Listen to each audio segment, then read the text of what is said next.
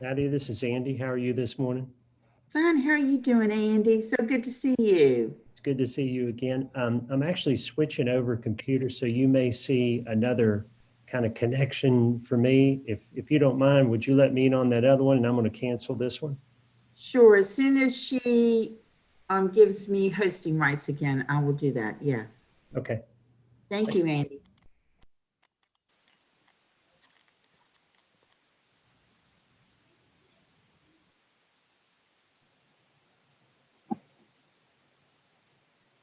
Yeah, it looks like we are live.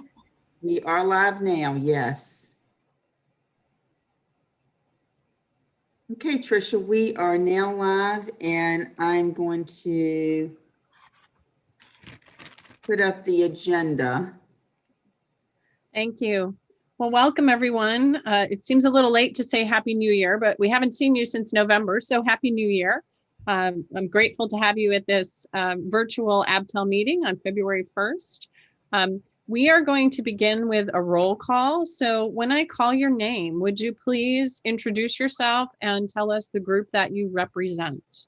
I am Tricia Storr-Hunt. I'm at the University of Richmond, the current chair of ABTEL, and I represent private institution of higher education.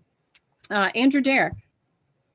Morning, everyone. I'm Andrew Dare, Dean of the School of Education at Virginia Commonwealth University, and I represent public higher education. Thank you. Nancy Welch. Good morning. My name is Nancy Welch. I'm the current superintendent for Matthews County Public Schools, and I represent school division superintendents. Thank you. Gary Carter. Good morning, everyone. I am Gary Carter with the Apprentice School at Newport News Shipbuilding, representing the business sector. Thank you. Tracy Mercier. Good morning. I'm Tracy, excuse me. I'm Tracy Mercier from Bristol, Virginia. I represent elementary teachers from Superintendent's Region 7. Thank you. Good morning. Thank you. Philip Watt. Philip Watt, I'm a kindergarten teacher from Stafford County. I represent elementary education from Stafford. Thank you. Charlotta Williams. Good morning, everyone, and Happy New Year. My name is Charlotta Williams.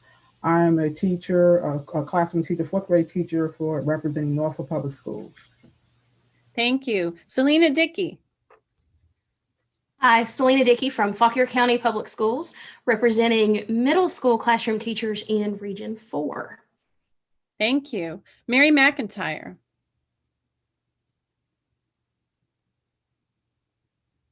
No. Okay, Stephen Witten. No, Stephen. Wendy Downey.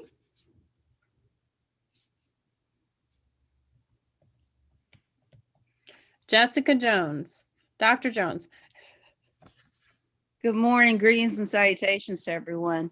My name is Jessica Jones. I'm an agricultural education teacher and FFA advisor at Tunstall High School, and I represent CTE for Region 6. Thank you. Jennifer Andrews. Good morning. I'm Jennifer Andrews, a secondary special education teacher at Godwin High School in Henrico County. I represent secondary special ed teachers in Region 1. Thank you. Diane Stubbins. Excuse me. Good morning. I'm Diane Stubbins. I represent Region 8 non-public school teachers, and I'm an English teacher at Fuqua School. Thank you. Nancy Bradley.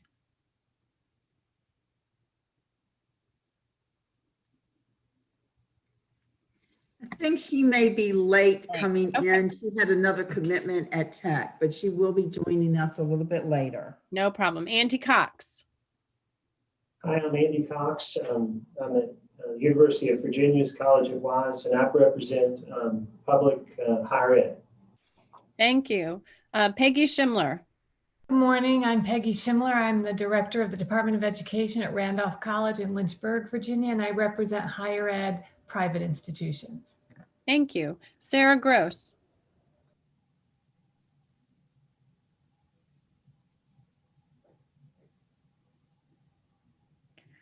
Scott Ziegler. Good morning. My name is Scott Ziegler. I am the interim superintendent for Loudoun County Public Schools and the permanent assistant superintendent for human resources and talent development, and I represent HR administrators. Thank you. Travis Burns.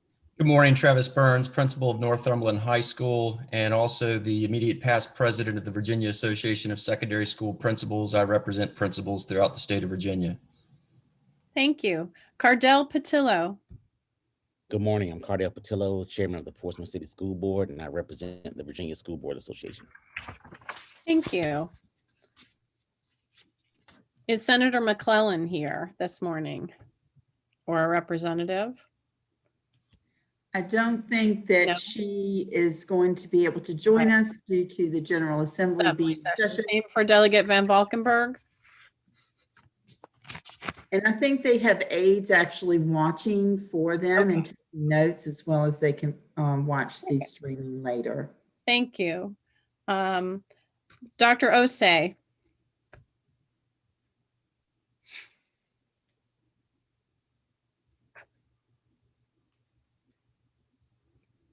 She's here on the phone. Okay. Dr. Lewis. Good morning, everybody. I'm Dan Lewis. I'm Director of Academic Programs and Policy for the Virginia Community College System. Thank you. Maggie Clemens. Good morning, Maggie Clemens, Director of the Office of Licensure and School Leadership at the Virginia Department of Education. Thank you. Tara McDaniel.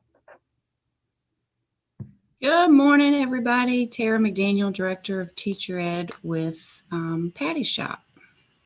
Thank you, Tara. And Patty? Good morning again, everyone. Patty Pitts, Assistant Superintendent for Teacher Education and Licensure at the Virginia Department of Education. Thank you all. I want to welcome a number of guests that we have from Longwood who will be presenting, and Tara is going to introduce that group and they will have a chance to introduce themselves in a little bit. So thank you for your patience as we did that roll call. First up is the approval of the agenda. Do we have a motion to approve? This is Jessica Jones. Motion to. Jessica Jones has moved approval. Is there a second? Second, Nancy Welch. Thank you, Nancy. All right, when I call your name, we will vote. Dr. Dare. I vote in approval. Nancy Welch. Yes. Dr. Carter. Aye. Tracy Mercier. Yes. Philip Watt.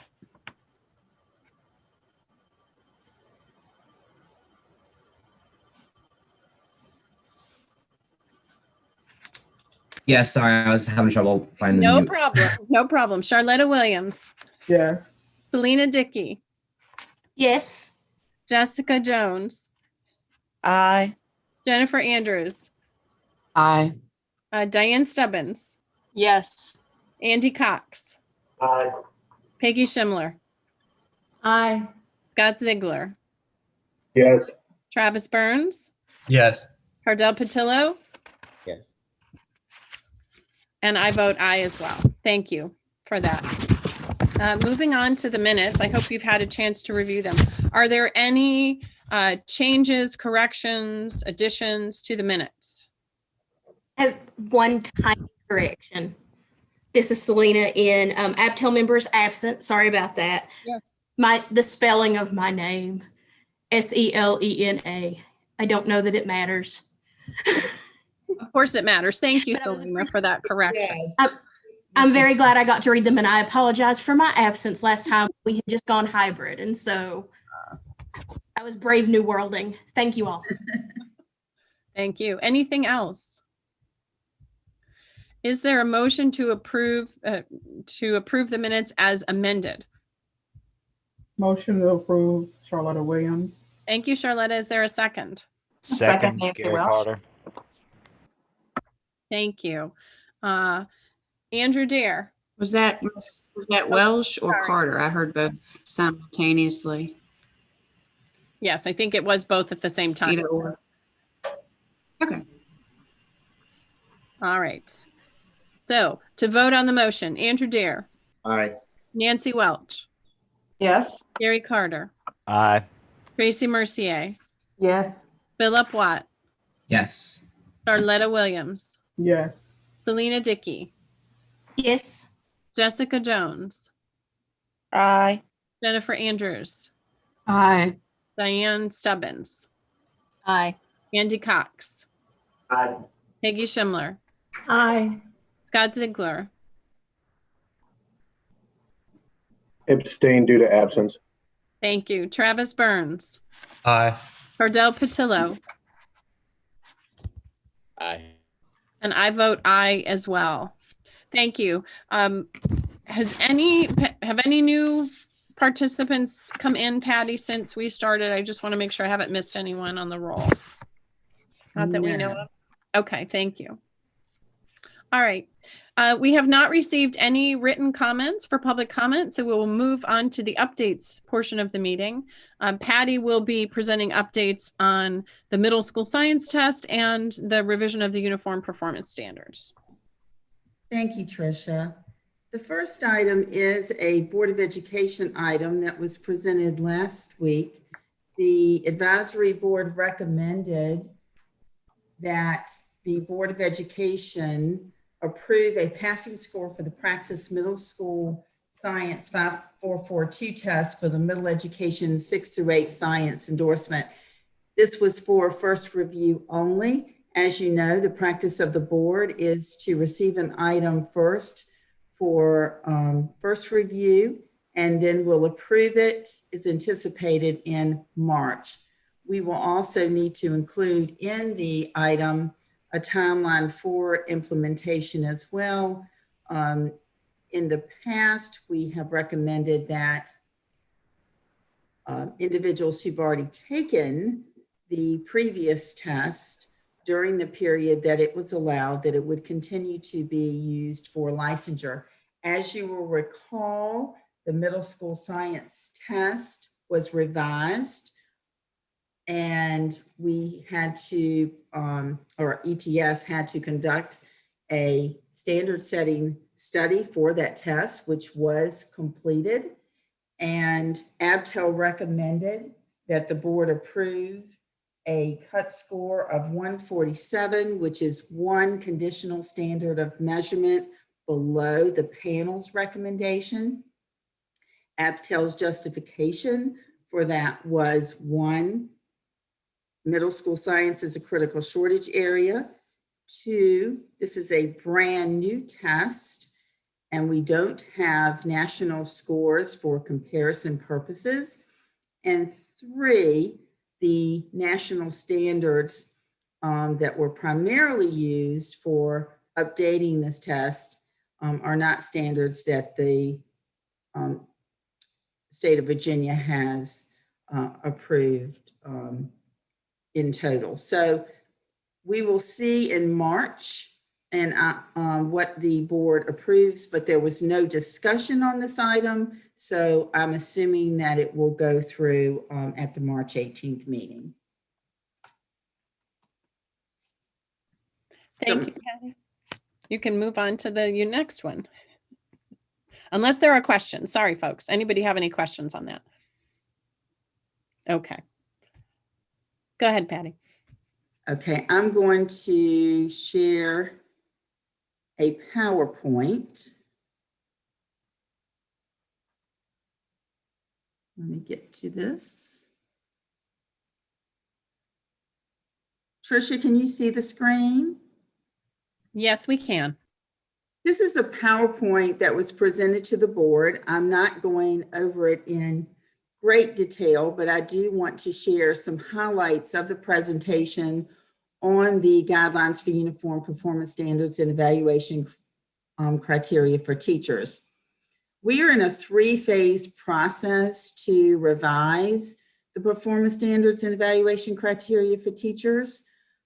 And in the first phase, which was completed in January of 2020, about a year ago, as you are aware, we revised Standard 7, Student Academic Progress, to change the weighting because it was previously weighted as 40%. So that has been done, and you are aware of those new weightings. We're now in phase 2 of this process, and we have engaged the services of Strong and Associates, and Dr. James Strong, who is also a professor at the College of William and Mary, assisted us with this process, which is ongoing.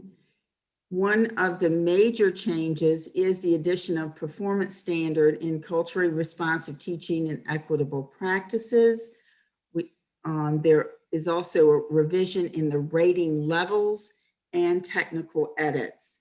In phase 3 of this process, and you will see from the slide that that is a long process, because we will actually solicit input from the Board of Education for requests for proposals. We will issue a request for proposals. The work on the revisions will not begin until the spring of 2022. We hope to present to the Board of Education a draft document in the spring of 2023 and implement a new evaluation system statewide in 2024 after there is statewide training for this new process. We will know more after we meet with the Board of Education about what its expectations are regarding a new system. This work group for phase 2 was very broad. As you can see, and I'm not going to read this to you, we had broad representation from across the state. We had, and I'm going to go to the next page, we had many organizations, including the Virginia Education Association, we had ABTEL members, principals, superintendents, and institutions of higher education as well.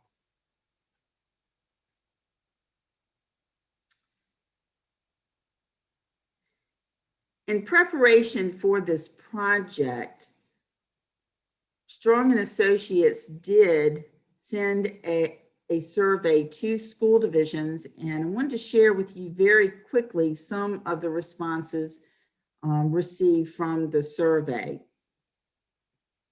We only had 70 school divisions respond, but that was a pretty good response rate in a very short time frame. 54%, or a little over, use the guidelines as is, and they do not modify it at all. So that tells you how critically important this document is to school divisions. And approximately 45% have made some modifications.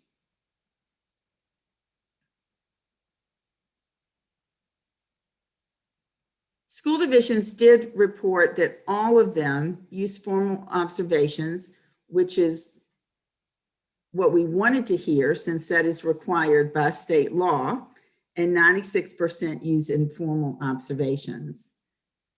You can see that 61% do not use student surveys at all, 19% use only some student surveys, and this was an area that the Board of Education was very concerned. Research shows that student surveys are very helpful to provide feedback to evaluators. This is an area the board even asked whether or not it could mandate that student surveys be used. And another area of concern was that 57% of respondents do not use self-evaluations. That also was a concern expressed by the board during the deliberations.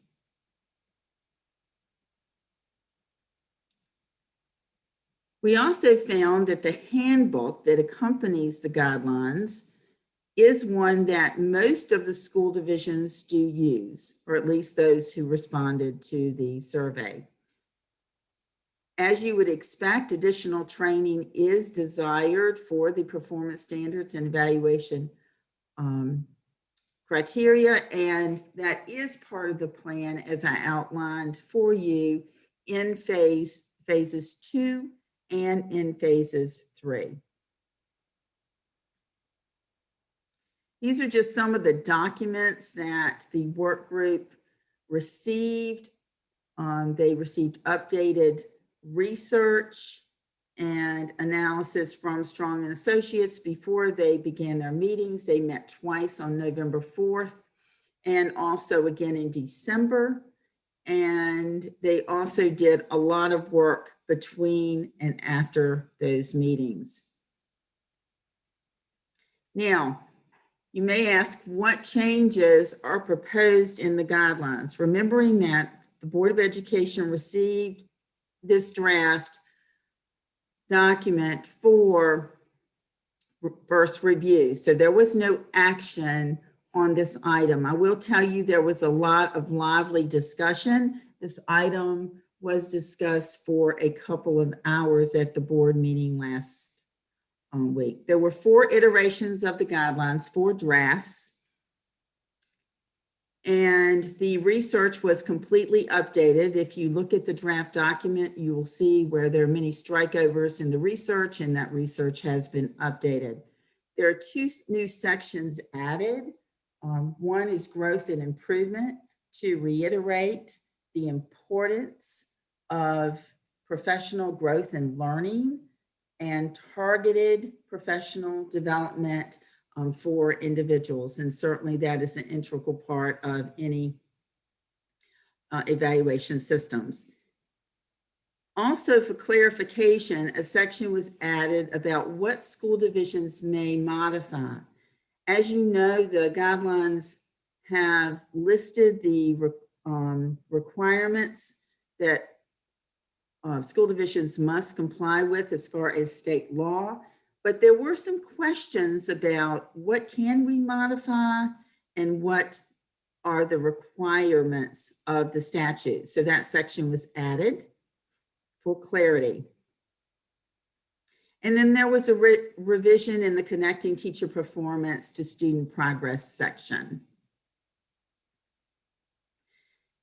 There were some changes in the performance standards, indicators, and rubrics to update the language to address new research. One of the major changes was to create a new performance standard, culturally responsive teaching and equitable practices.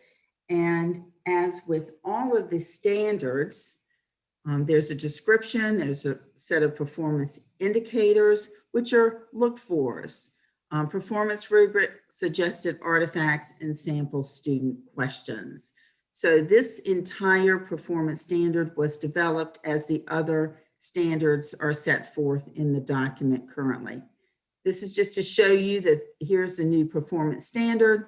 There were some questions about the wording and language, and the Board of Education did request that we review the language again, including Leah Walker, who is our director and has been very much a part of this work. She was part of the work group as well, but we may do some tweaking with this language as a result of the board's request. We did add some additional wording, not to change requirements, to emphasize importance of using data sources in conjunction with classroom observation. Some of the work group members felt that that was not as explicit as it should be in the document. Another change is to, proposed, I should say, is to revise the rating levels for summative evaluation from what we have now, exemplary, proficient, developing, needs improvement, unacceptable, to highly effective, effective, approaching effective, and ineffective, which more appropriately addresses behaviors, and it also is more alignment with federal requirements and terminology. And as you will see, there's some sample forms that were changed. There's some editing throughout the document to provide more clarity and clarification in the document itself. Now you may wonder, well, what's next in phase 2? So on March the 18th, the final review will be presented to the Board of Education. And if the board approves the document, then the handbook will be created as a companion to this document. In April, the handbook will be reviewed by a work group. And we received a good number of requests for subject matter performance indicators and artifact lists. For example, what should evaluators look for and what is different in the area of mathematics or social studies, or for those who are serving as library media specialists. So the subject matter work group will convene, training materials will be developed, and we will deliver regional training in the summer. There will be 4 full days of training, and they will be regional. At this point, it's likely that they will be held virtually.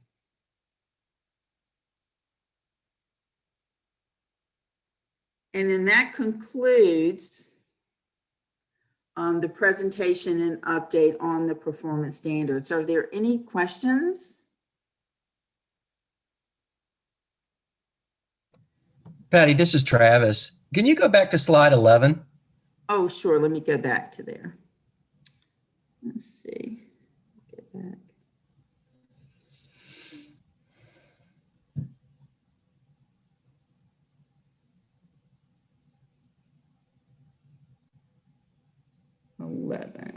Yes, here we go.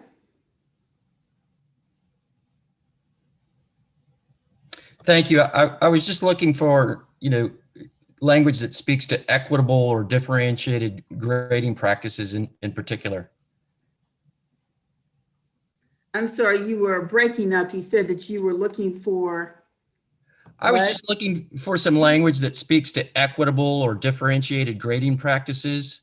You don't have to answer any questions related to that. I was just looking for language that spoke to that. Okay, are there any other questions?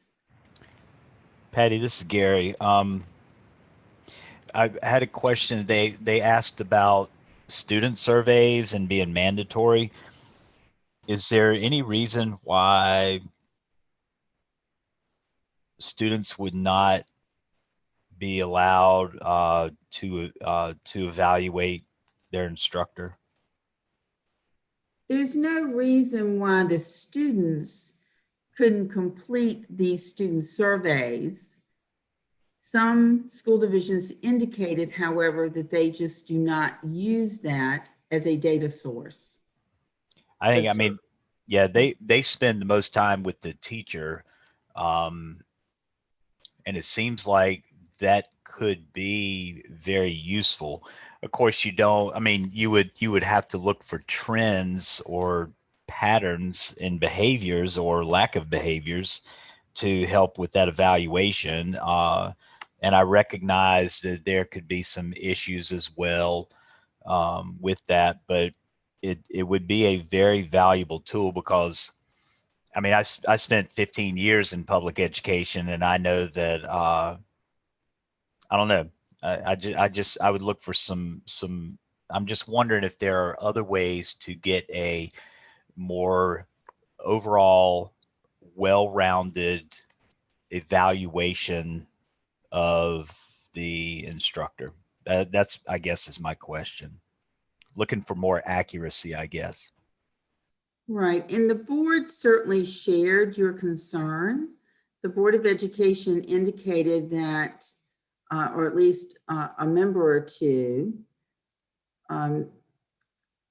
were concerned that not all school divisions were using student surveys.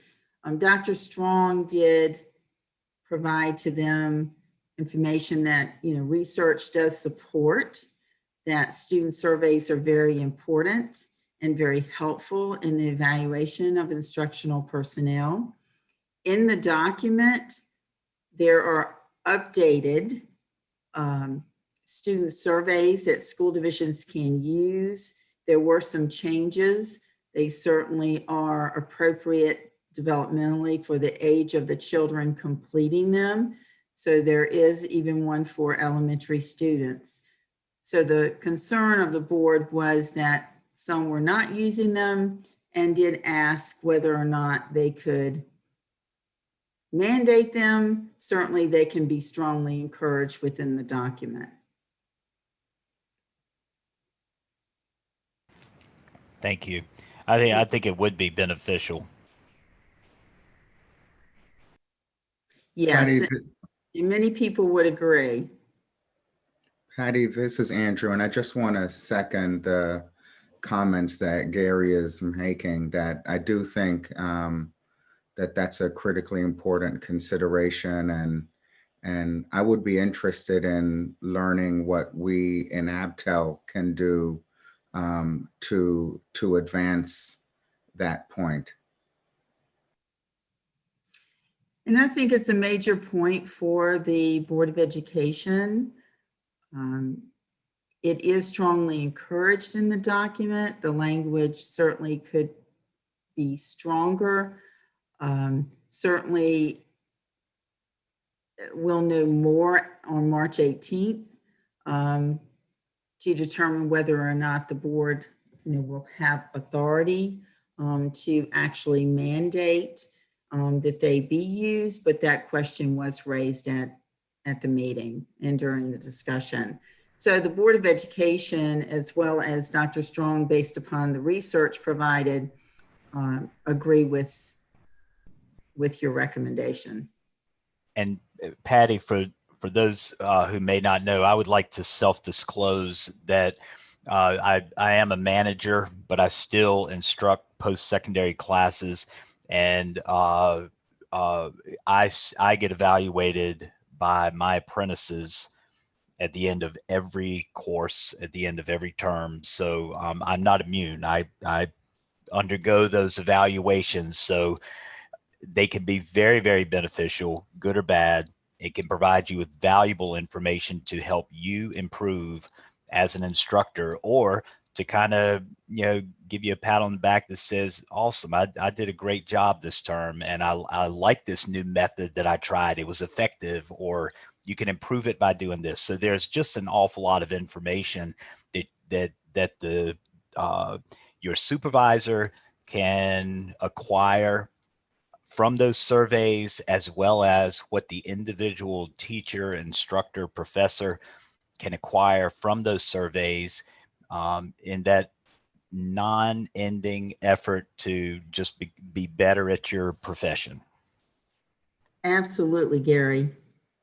Well, and I think one additional point too, and I think what we're doing here in the Commonwealth, I believe as a state, we're really leading the nation. And if not, we're got to be on a very, very short list in terms of how we're moving forward with legislation to ensure culturally responsive practices. However, we also have the data in terms of diversity and what that representation looks like at the leadership level. So we're asking folks who may not be culturally competent to actually evaluate cultural responsiveness of teachers. And so I think I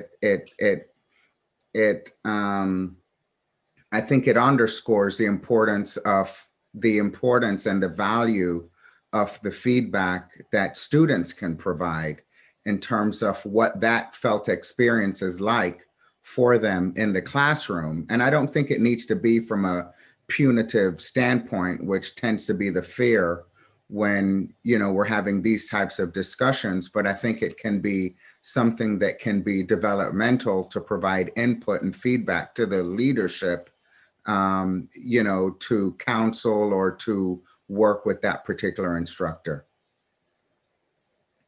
Well And I'll said. just- Excellent. Sorry, Patty. I'll just add that I think this points to a significant need for training those people who are in positions of evaluating, because we also know there's tremendous bias in student evaluations, particularly against teachers of color. And I think it's important that principals and others who are evaluating teachers know what to do with that information and how to interpret it. And as Andrew said, it shouldn't be punitive, it should be formative. But I do think there's an awful lot of training required, particularly as we add new standards and think about how we use additional pieces of evidence. I want to just add one sort of housekeeping issue. I can't see everyone. And so when we get further along, I know that we'll have questions for Tara and for our guests from Longwood. So if you can use the reaction button and raise your hand, I'll be able to see who wants to comment or ask a question, and I'll be able to call on you. And Tricia, yes, can Pat. I say one other point? The Board of Education did request at the meeting that the performance standards and evaluation criteria draft that was presented, they asked that an introduction or preface would be included, and they wanted to make clear that what is approved would be an interim set of requirements, that they are very interested in the complete and comprehensive change in the system, but that will take some time. But we do feel that the changes in phase 2 are critically important. There will be training sessions, as I mentioned, for the state, but that this will be an interim phase between what we have now and the ultimate goal of a new comprehensive evaluation system for teachers. I will add that what we presented to the Board of Education was for teachers. We will need to follow with principals and superintendents so that the performance standards are changed in those two as well. So that work will continue in phase 2. Thank you, Patty. Jennifer, you have a question or a comment? Yes, more of a comment. So about the student surveys. So 61% of school divisions do not use student surveys. My school division does not, and I have not taught in a school division that has. I really appreciate Andrew's comments about not being punitive. There have been times when a student has taken my corrections of behavior as something negative personally, like I'm out to get them. And actually that is completely the opposite of what was intended by my actions. And I'm not even talking about referring a student for, discipline or anything like that, just a conversation. And, if you have, I think the instruments have to be very carefully developed so that students can give helpful input. And I agree with Gary that it is something that can be a form of growth, but you also want to make sure that it's constructed to give input on where the teacher can improve and what areas are positive, and not in a punitive fashion. Thank you. Seeing no other questions, thank you, Patty. Appreciate your presentation of those updates. Tara is up with information on the revision of the CAPE standards. Hey, good morning again. I'm Patty. Let's see, can I share my screen? I was going to show you guys the website, which the higher ed folks, I'm sure, are very familiar with CAPE's website, but I didn't know about if the rest of you guys were. So I just wanted to kind of walk you through and show you where those are updated and where all of that information is located. So let's see. So CAPE is the Council for, there you go. Can you guys see my website? Yes, we can. So for those of you that are not in higher ed, well, K-12, you guys should know Kate because you guys participate in the surveys. But for those of you that don't get the privilege of meeting these standards, it's the Council for the Accreditation of Educator Preparation. So NCATE and TAC merged years ago, and this is now the only accrediting body, I believe, that's accredited by CHIA. There is another one, but I don't think that they're accredited yet. But at any rate, CAPE is the only shop in town, and every 7 years they're required, and here's some information for you under their introduction section. So if you go to capenet.org and then you click on standards, and then if you click on 2022 CAPE initial level standards, so this provides information. They're required to meet their accrediting body's standards. They have to review their standards. So these new revised standards, and I just used the word standard like 10 times in one sentence, so I apologize for that. They will go into effect for institutions that have visits in spring of 2022. And these are only for the initial level standards.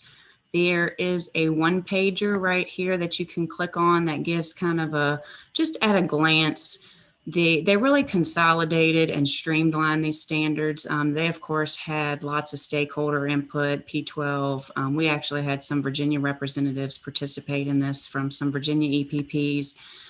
But they consolidated and they clarified. So I think that you'll find that these are a little more user-friendly than the previous ones and more practical as well. The advanced level standards are up for public comment, I believe, through March, I think it's March 1st of this year, and they hope for these to go into effect in fall of 2022.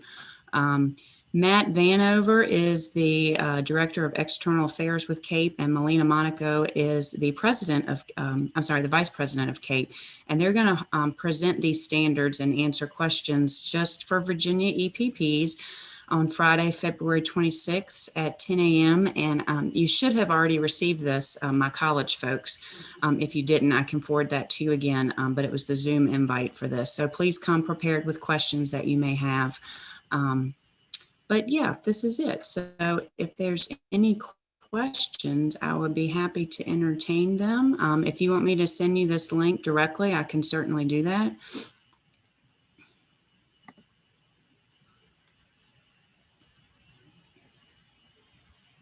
And then here's the public comment page that goes into a little more detail regarding the advanced level. And as you guys may or may not know, the majority of our endorsement programs are at the initial level, even if they're, even if they're at a graduate level. The only ones that are advanced are the reading specialist, the math specialist, school counselor, school psych, administration, and supervision. So those are the endorsements that require an initial level endorsement to be admitted into that program. So the majority of ours are initial. But I'm happy to answer any questions. And if you have any questions, even after ABTEL, I can certainly email or take a phone call if you have questions.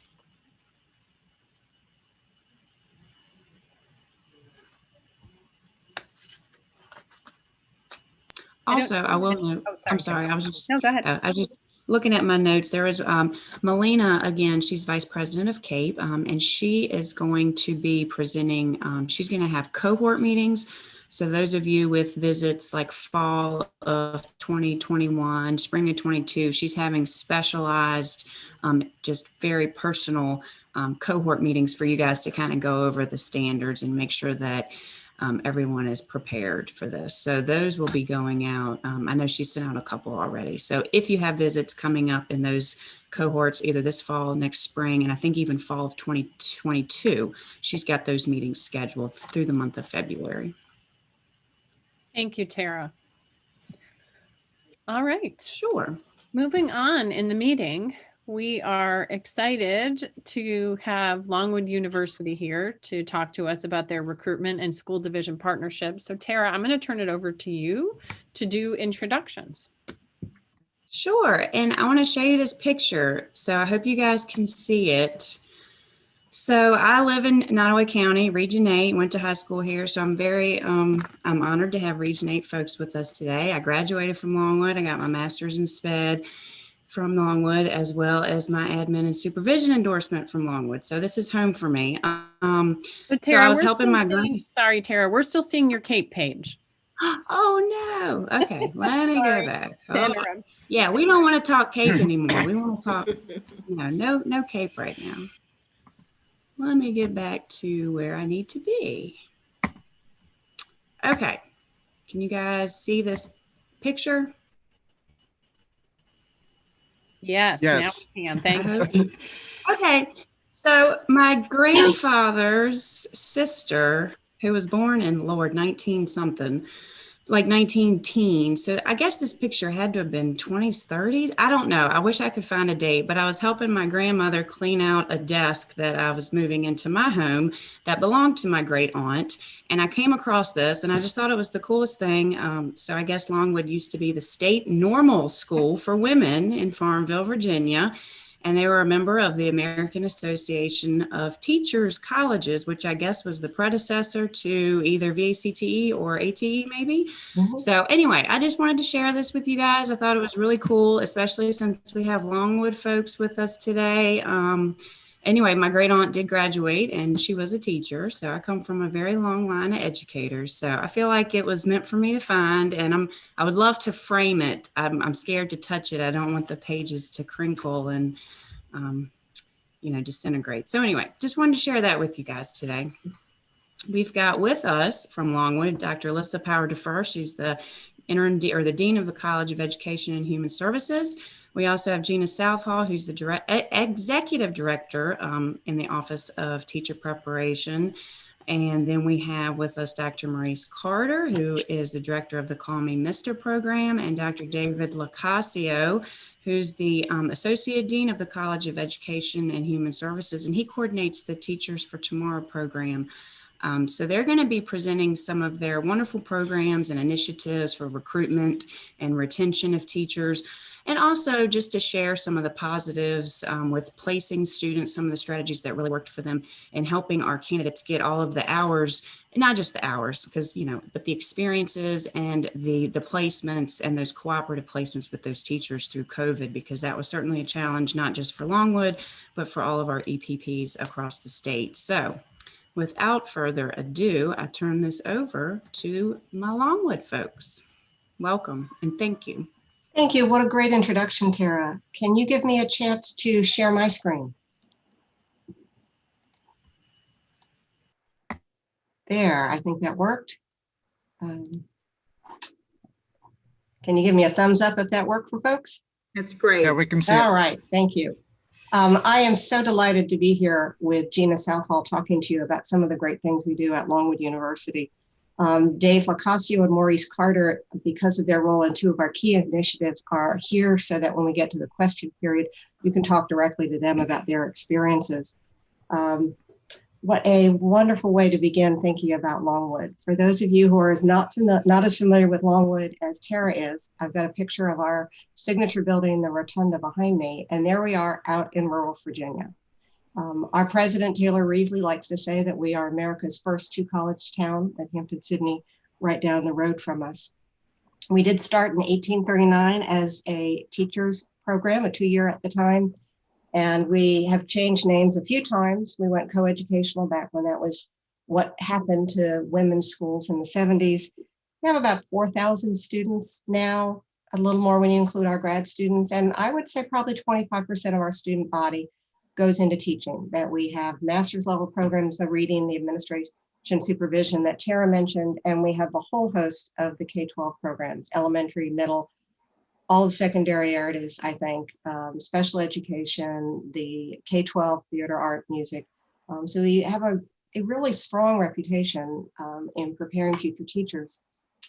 I used to work at the Virginia Department of Education. I spent a career there with Patty, and Patty, I think both of us were in high school then because that was so long ago. But I'm reminded of the fact that when I left DOE, where I served in special ed, student services, and policy, at my going away little event, Dr. Joe Lindemary, who was then superintendent, commented that I was going to the best teacher preparation program in the state. Well, I don't want to claim that when we've got 30 some other outstanding preparation programs, but Longwood does a great job preparing future teachers And I imagine that there are folks besides Tara in the room that have been to Longwood either as a student, or you have hired or worked with lots of folks from Longwood. One of the other things that's very exciting about Farmville, Virginia, is that it's the home for the Moten Museum. The Moten Museum back in the Moten High School, our Russell Moten High School back in 1951, was the place of a strike led by Barbara Johns, a 16-year-old student. One of the only, if not the only event in the civil rights movement led by a student. That case, the Davis case, was wrapped into the Brown case and became that instrumental case in 1954, the Brown v. Board. It is a fabulous museum, and we are so proud in Farmville for our partnership between the Moten Museum and Longwood, and the fact that Barbara Johns will now be in Statuary Hall in the U.S. Capitol. So let me go on and talk a little bit about our agenda. I'm first going to talk about our Call Me Mr. program, then our Teacher for Tomorrow initiatives, our elementary ed program we have at New College Institute in Martinsville. I'll turn it over then to Gina Southall, who will talk about the amazing things that have happened in student practica and teaching experiences during COVID. And then I thought it might be easiest if we wait for comments and questions until both Gina and I are finished, and then you can ask us about any of the programs or give us feedback on any of the programs. So the Call Me Mr. program is mentors instructing students toward effective role models. Let me move on and show you the logo, and you can see right there the eye really captures that mentoring feature. The director of our Call Me Mr. program, Dr. Maurice Carter, is a career educator in K-12 system. He's been a teacher, he's been a coach, he's been a principal, he's been an assistant superintendent, he's been an interim superintendent. And we were absolutely thrilled at Longwood when Dr. Carter made the transition from K-12 to higher ed to be the director of our Call Me Mr. program. He very definitely adheres to this mission of trying to increase the representation of males in Virginia's teaching force, with a focus on young men who reflect the diverse characteristics of Virginia's K-12 students. Clearly, the focus predominantly has been on African-American young men, but we are delighted we have our first Latino young man this year. African-American children comprise 17% of the population. African-American teachers comprise 6%. African-American males comprise 1%. Clearly, there is a very definite need to provide role models, young men of color, older men of color, to teach our young people. And that this initiative, I think, can be as transformative as any initiative in public education. We began our partnership with Clemson, the flagship school for the Call Me Mr. program in 2007, under the leadership of Dr. Denise Jones, our dean at the time.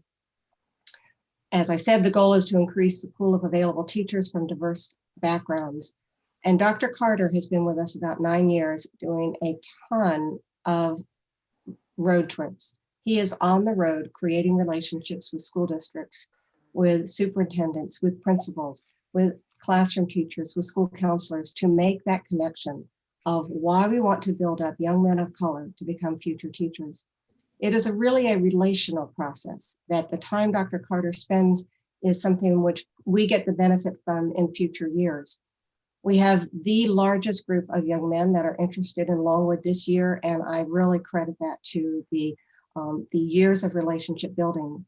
Clearly, Longwood is a predominantly white institution, and so we have to persuade young men of color why coming to a former female school, which still has that reputation, and a predominantly white institution is a place which will be meaningful for them. So I've got a YouTube video here. Let me stop my sharing and then share again the YouTube video. Sorry, it'll take me a moment to get back to that.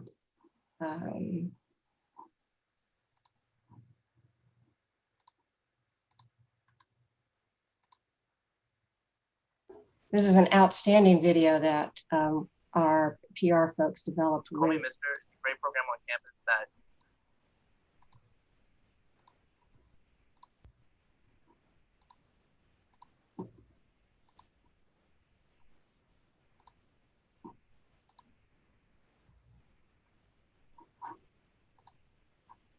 teaches mentorship and how to become a better leader for not only the campus, but for the future. I got involved with Call Me Mister because I really wanted to find a group of guys who understood what it was like to go through the struggles of teaching. So there's a great amount of support for Call Me Mister because they want to see us succeed. They want us to see us become teachers. Whether it was application process, whether it was financially, whether it was you need some help with school, set you up with tutors. It was just a really welcoming and supportive program. It's here to become your guide on how to become a good leader in the community, a good teacher, and a good mentor.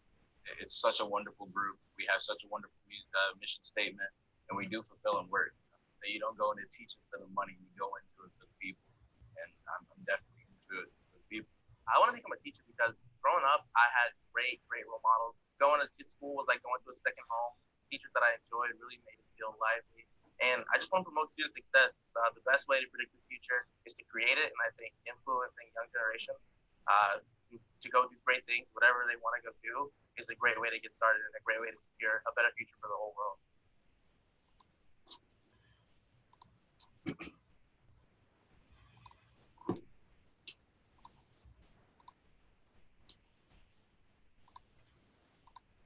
One of those young men you saw in there, Javion, was just in a recent national broadcast supported by ETS and the national.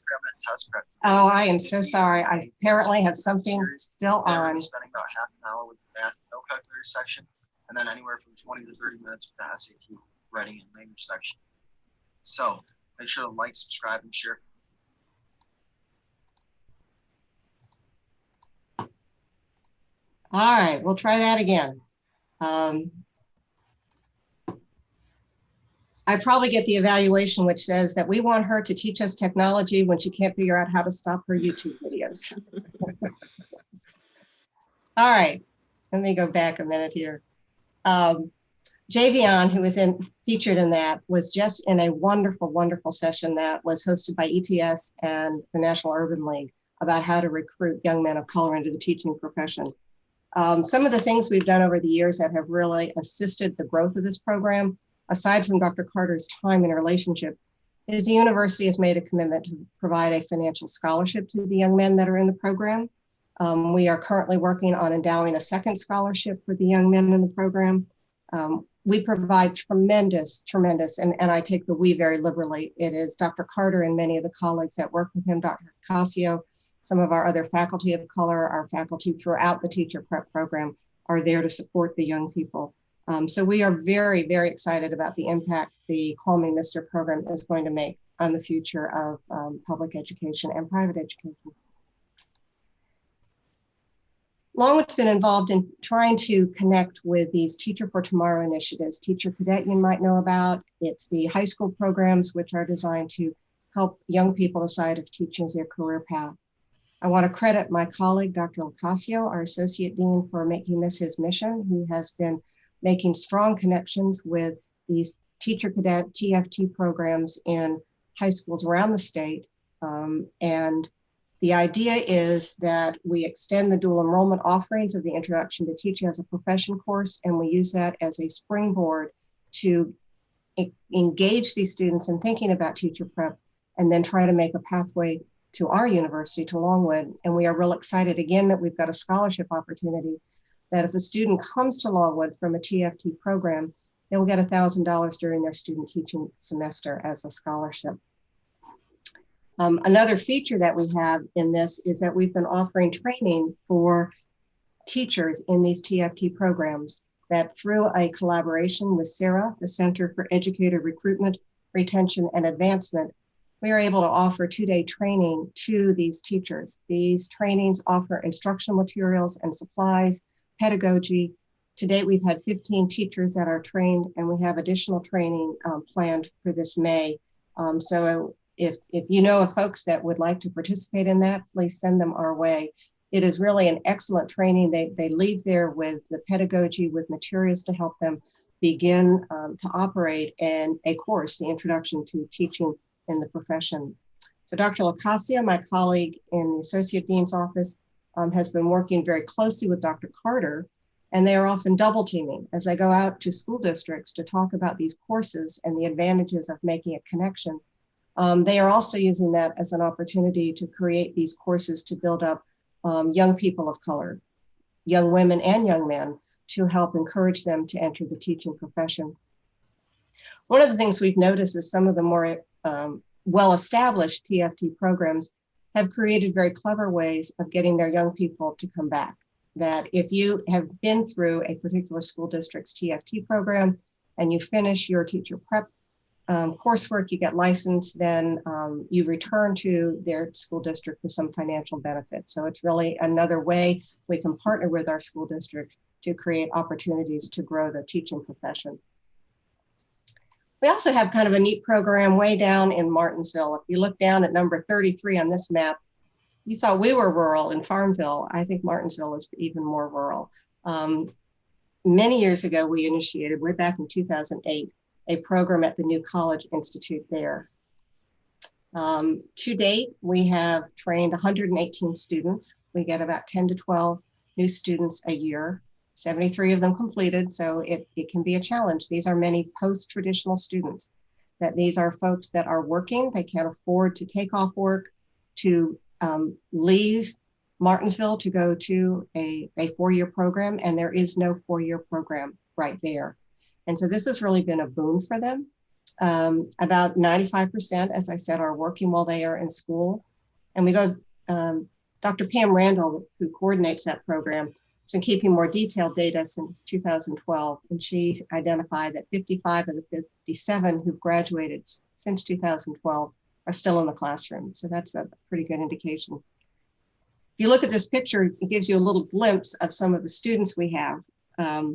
Very, very close collaboration with our colleagues at Patrick Henry Community College, that Dr. Randall works very closely with the folks over there to facilitate a smooth transition from their community college experience into the Longwood experience at the Martinsville location. She's real excited about some of her graduates. She shared some stories with me. She's got a 60-year-old right now who's in the program who is planning on graduating this December and entering the classroom. A 30-year-old Marine, single dad, who finished the program and is teaching now. And a 53-year-old paraprofessional that decided to go back to school when her son went to college. And her son challenged her to graduate from college when he did. So she graduated and she's in the classroom. So it's a very unique group of persons that we are reaching out there in our Martinsville campus. Folks that have thought that they would love to be a teacher, but the financial circumstances meant they had to go to work. And so this program is really making a difference for them. So I'm gonna stop chatting now and let my colleague Gina Southall talk to you about the amazing work her office has done over this past year, 10 and a half months, trying to get our students their outstanding experiences in schools. And Gina, I'll go ahead and just move the slides for you. Great.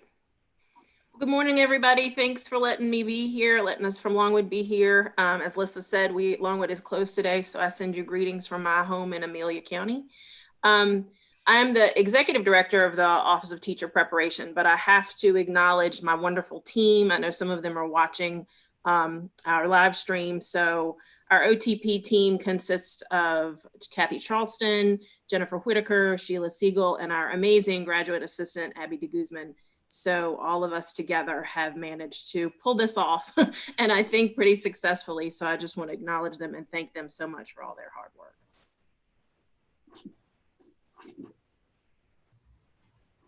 So this is sort of a snapshot of what our fall and now spring semesters look like.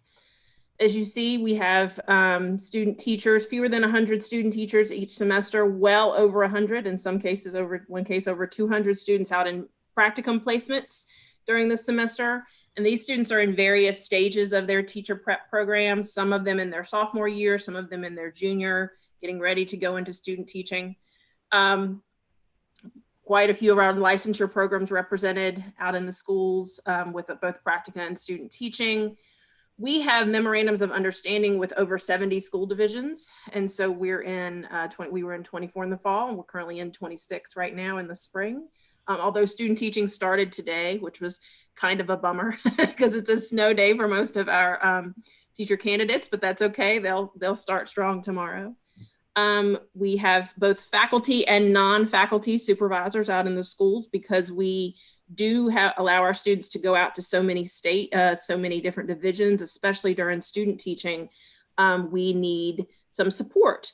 That faculty can't go to Wise County or Loudoun or Stafford, you know, on a weekly basis. So we have a great cohort of external university supervisors, many of whom are retired teachers, superintendents, administrators, all sorts of amazing folks who have been serving the Commonwealth for so long. And we're so thankful to have them continuing to give their amazing experience to our teacher candidates.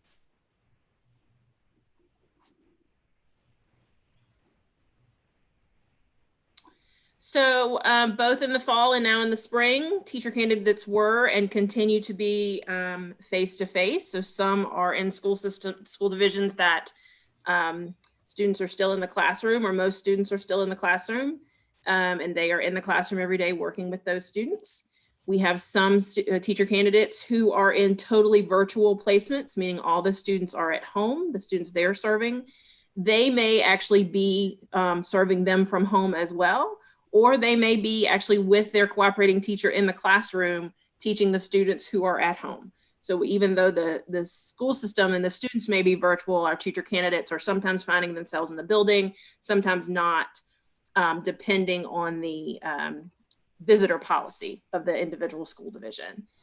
And we also have teacher candidates who are doing a mix of, doing a hybrid, which is a mix of virtual and face-to-face.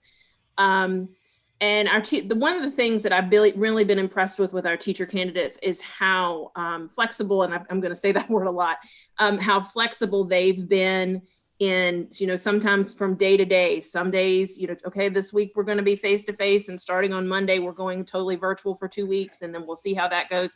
And they've just rolled with it. They've had amazing resiliency. I think they've been anxious. We've seen that, but you know, in talking with a teacher candidate when she finished in the fall, Charlotte Murphy, she said, you know, I was so anxious. I was so kind of disappointed that I had prepared for 4 years, and then my, you know, to be in a classroom with kids all day long, and then my placement was totally virtual. And she said, but I'm so glad that this was my student teaching experience, because if I can do this, I can do anything. And now I have a great new, you know, sort of great new set of tools in my teaching toolbox. So I was really, and I think a lot of them got there. I don't know that they started there, but I think a lot of them got there as far as kind of embracing and appreciating the experience. So how did our office make it work? Again, I come back to that word flexibility. We really quickly had to realize and send this message to our teacher candidates that every day was going to be different. And sometimes from placement to placement, things were going to be different. So if your roommate was for the entirety of your stay at Longwood was in Suffolk, and you were in Cumberland, and your student teaching experiences were very different, and your requirements perhaps were different based on what was going on in the schools and what the CTs needed and what the classrooms needed, that was okay. And so we had to get there, and our students, our teacher candidates had to get there, that everybody just had to be really flexible and keep at the core of their minds and of their vision, of their mission for their semester. What did the students need? What did the cooperating teachers need? What did the schools need? And so if we kept reiterating that message to them, it seemed to sink in pretty quickly. We had lots of meetings. We met with our school contacts, we met with school administrators, our cooperating teachers, our university supervisors, our program faculty, our teacher candidates, our university support staff. We met with them individually. We met with them as different kind of combinations of those groups regularly, and it was really, really helpful. Again, just to kind of alleviate that anxiety, as well as to keep everybody in the loop of what was going on. Even if we didn't have anything new to say, just sometimes having those meetings and allowing people to ask questions or just kind of reaffirm information, we found was really, really helpful. Also, and I'll talk about this a little more in the things that we're going to keep, because we have students across the state, specifically and especially in our student teaching experience. Having these Zoom meetings and these online meetings was something we've never been able to do before, or hadn't really done before. So that's certainly something we're going to continue to do, hopefully even when we're all back together again in the classroom. Really appreciative of our faculty who adapted their requirements as far as what they wanted to see of our teacher candidates, both in student teaching and practicum experiences. You know, again, we came back to the mission of what do the teachers need, what do the students need, and circling back to that idea of flexibility that, you know, perhaps you didn't have to write 6 lesson plans. You were going to do equivalent work. It was just going to be different work. And so what was that going to look like? And making those solid decisions really quickly and sharing that with us so we could share that with our teacher candidates was really, really helpful. We worked with our schools partners to adjust placements. Quite a few of our teacher candidates in the fall got hired mid-year.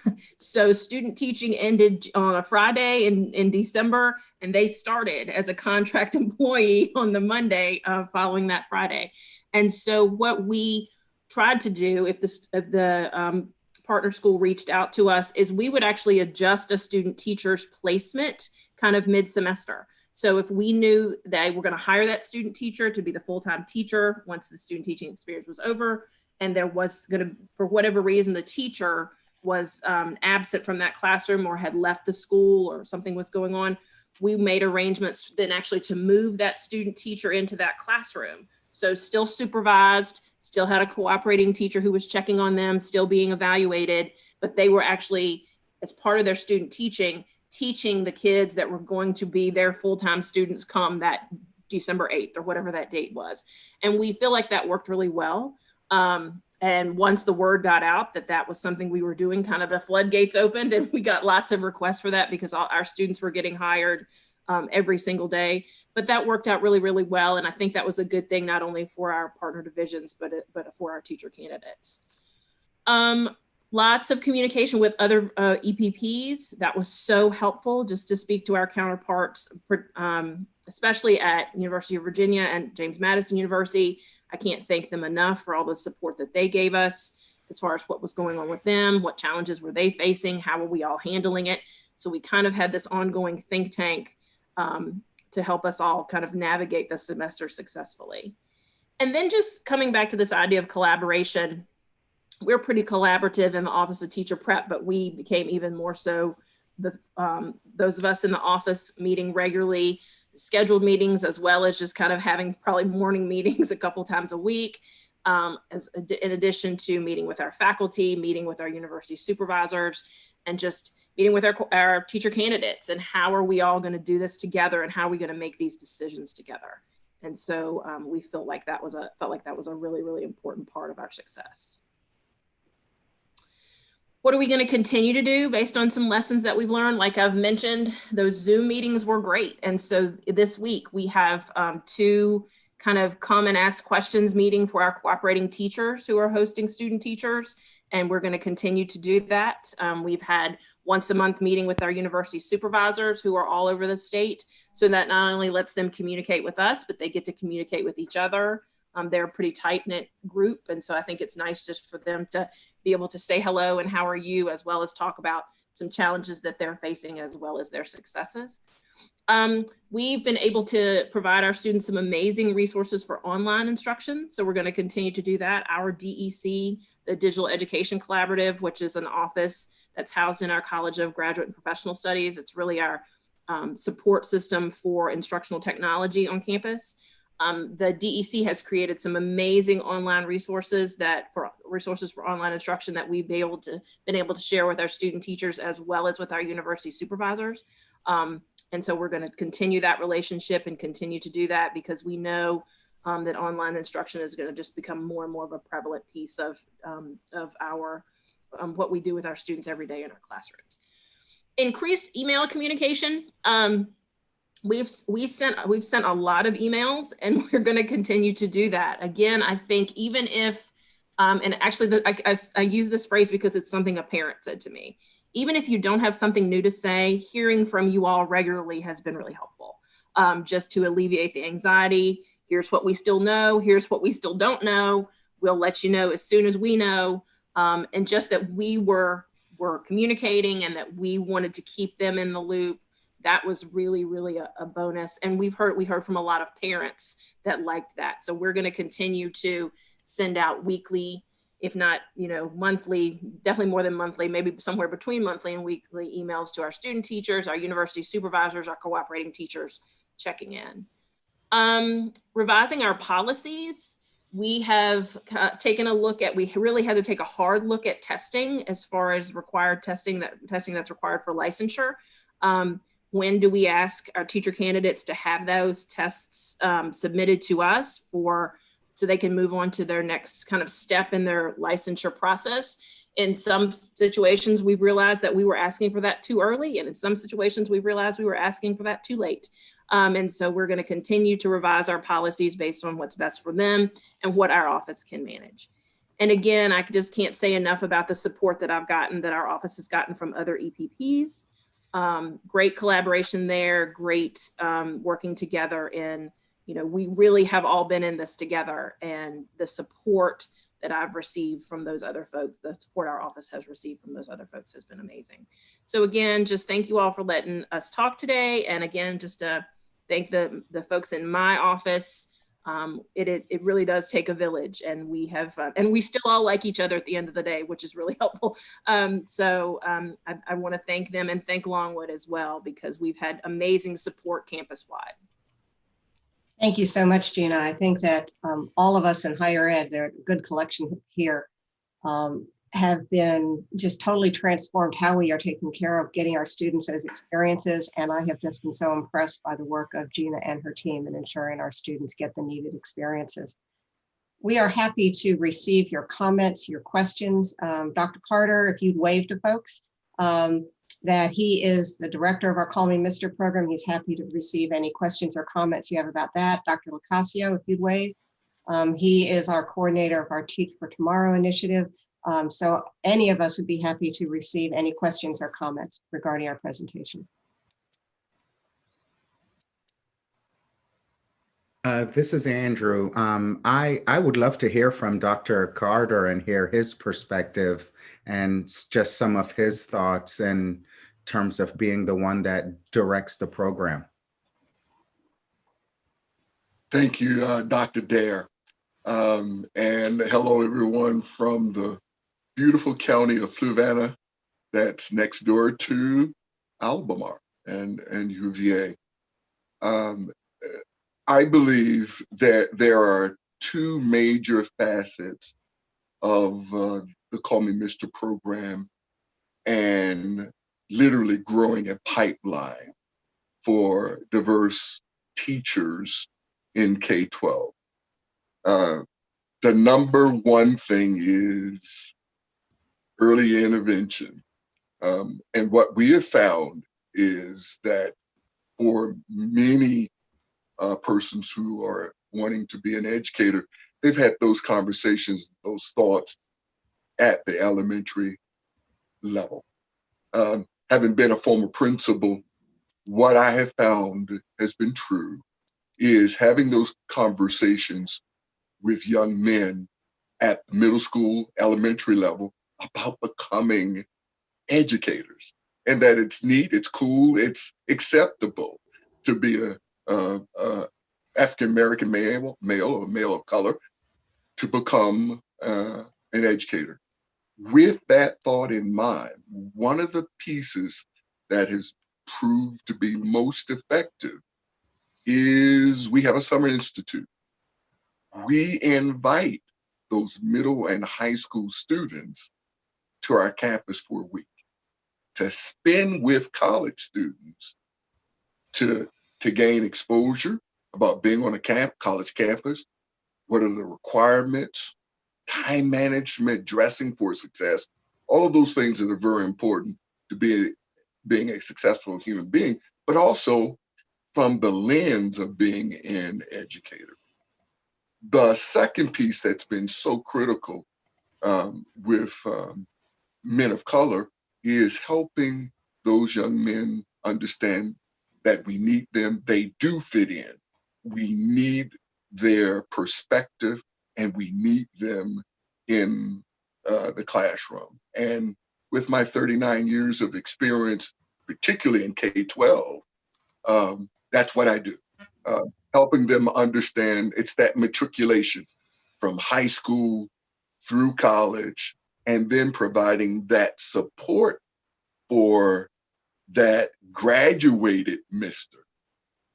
And here's the last piece is, though the program is housed at Longwood University, I'm really pushing students into the program and to education, regardless of where they attend their 2-year or 4-year institution. We have to increase that pipeline. And so if they see VCU's the place, or James Madison, or Norfolk State, or Virginia Union, so be it. And to provide that support with that young man when they return to us during our summer institute.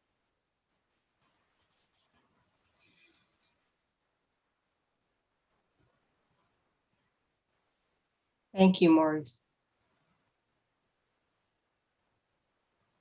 One of the things that we're doing at VCU is, we're going through a 2-year process of decolonizing our curriculum, actually in all of our programs. And I'm curious, it's fantastic that you have this program. Are there other initiatives that's happening that is kind of dovetailing or helping to bolster what is happening in that Call Me Mr. program, particularly from a curriculum standpoint? The provost has led, I'll start, Maurice, and let you. Go ahead. The provost has led an initiative following this period of racial reckoning for us to take a deep look at what we are doing in our classrooms, our teacher education area, the CAFE, Center for Effective Teacher Education, I think what it is, that is offering training for faculty in reviewing their curriculum, in addressing their own cultural humility, their cultural competence. And so that is a separate activity which is going on under the direction of our provost. And I think that we see the result of that in Dr. Carter's interactions with the young men. Ditto. That's what I was going to say, Dean. So, yes. Part of it too, if I could just quickly interject, is an expanded relationship with our colleagues at Moton. For those of you who are familiar with the Longwood grounds, we are adjacent to the Moton School, as Dr. Powderfer said earlier. And that's been an expanded effort that has really taken off in a variety of different disciplines, not only in education, in the last year or so. Yeah, the university has a University Diversity Council that has been diving into this, and there is a commitment that every student at Longwood will have an experience at the Moton Museum to understand the context of what happened in Virginia in the 50s, what happened prior to that, what happened after that.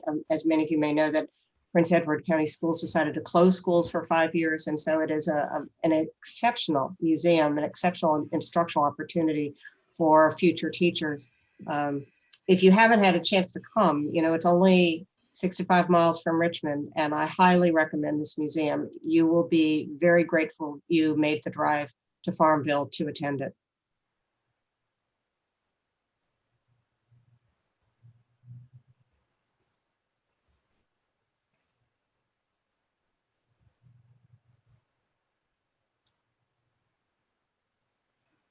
Don't see any other hands raised. I want to thank everyone from Longwood for coming and sharing the incredible work that you're doing in the programs and the outreach that you have with your community. Patty, do you want to make a comment before we move on? I do. Actually, I was just getting ready to raise my hand. I have the privilege of serving Region 8. The assistant superintendents in the department are assigned specific regions, and I have the pleasure of meeting with them monthly. And Lissa and Dave are always at the meetings, and other representatives from Longwood always offering a helping hand to that region. So I do want to thank you for that. I think that you are engaged in some very exciting initiatives, and I really appreciate your taking time to share those with us today. And I hope that it will inspire some of our other college and university representatives to connect with you, to collaborate with you, and hopefully to perhaps initiate and copy some of what you're doing. Certainly that's the best way to flatter you is to get ignited about what you're doing and to replicate that in their institution. So thank you, Lissa, for your leadership. Thank you for all of you. And it was so nice to see you. And Maurice and I go way, way back. We're not going to tell you how far, but I've known him for many years, and I've just really admired the work that he has done with the Call Me Mr. program. So thank you all for your leadership and the work that you're doing to prepare outstanding educators for Virginia classrooms. Patty and Tricia, thank you so much for this opportunity. It was a real pleasure being able to spend some time with you all. I think we all would have loved to sit around the table with you and have some conversations before and after the meeting, but that will come someday in the future. So again, we really appreciate this opportunity, and please let us know if you have follow-up questions or if we can connect with you, as you might be interested in duplicating some of the things that we've done that are successful here. Thank you, Dave and Gina, Maurice, and Lissa. Thank you all for your absolutely our pleasure. Thank you. Thank you. So we have left a presentation on annual education preparation profiles, a continued discussion, and then liaison reports. So my proposal is that we have one more presentation from Tara, and then we take a quick break before we get into discussion, if that's all right with everyone. So we are moving on to Tara, your presentation of annual education preparation profiles. And you put me between you and a break, Tricia. Come on. That means I have to talk in like what, 60 seconds or less, right? Apologies for that. No, well, you guys are well versed in ABTEL. I mean, you guys on who were on ABTEL when you guys reviewed all of these requirements are well versed in the annual ed profile. But I just wanted to give just a brief update for those of you that are new. So the annual education preparation program profile, and we named it the AEP3. It was a requirement in the new revised regulations for approved programs back in 2018. So I'm going to share my screen. It's just a very brief PowerPoint, just a very few slides. And this was a requirement. You guys reviewed these 12 components. They were presented to, you guys made some revisions to the 12 components. We presented it to the board for final review in July of 2019, and they were approved. We created an application in our office for institutions to submit this data, and it's the first time that institutions have used our single sign-on for web systems portal. And so it's a full-fledged application, and there are reports that can be generated from this. And obviously the goal is to have some aggregate data, some summaries, and then we're also going to be presenting this on our website very soon. So the first collection was, and you should be able to see my website, my screen. It's just the PowerPoint for the Annual Education Preparation Program profile. So last year was the first submission. We had a few challenges, but not many. My institutions, I call you guys my institutions. You guys were superb. You certainly went above and beyond. You know, there was a little bit of a learning curve, but you guys did great. We got every single one submitted. We have all of the reports. We're actually reviewing them right now. We hope to get them posted very shortly to the website. It was due last year, May 1st of 2020. Obviously, COVID delayed that a little bit, so we extended the due date. You guys, I think they were submitted by the end of June. So this year, they'll be due May 1st, 2021, and that will be data that's collected from September 1st, 2019 through August 30th, 2020. So we'll just briefly go over the requirements. I am going to have some updated trainings, even for the veterans that submitted last year, but also for any new folks at the institutions that may need this, or just, again, it's just a refresher. So I'll be sending that out very soon because we're going to be opening the window so you guys can go ahead and get this submitted by the May 1st deadline. So accreditation status, each education endorsement program status, and obviously all of you guys are accredited, the number of candidates admitted by each of your endorsement areas. So that's why the email I sent to you last week to all the colleges is so important, just to update and make sure that we have all of your correct programs listed on our charts and for our records. The number of, this is just the definitions that you guys, ABTEL, actually, you got defined admitted versus enrolled. Number 4 is the comparison of candidates in program compared to the institution as a whole. And then there's various categories: non-underrepresented minority candidates, and then also by gender, in-state, out-of-state, international status, part-time, full-time. And let's see, it won't let me advance. A number of program completers for each of your endorsement areas, number of non-completers. Some of this language should look very familiar because it is in our biennial report, which will also be due this year. You'll be getting an email from me coming up regarding that submission as well. Biennial accountability data results, program ratings by school administrators, satisfaction ratings by employer, satisfaction ratings by program graduates. All of these are narratives. And then once you guys submitted these last year, I also provided the reports to you, and you had an opportunity just to check over them and make sure that all of the data was correct before we make this information public.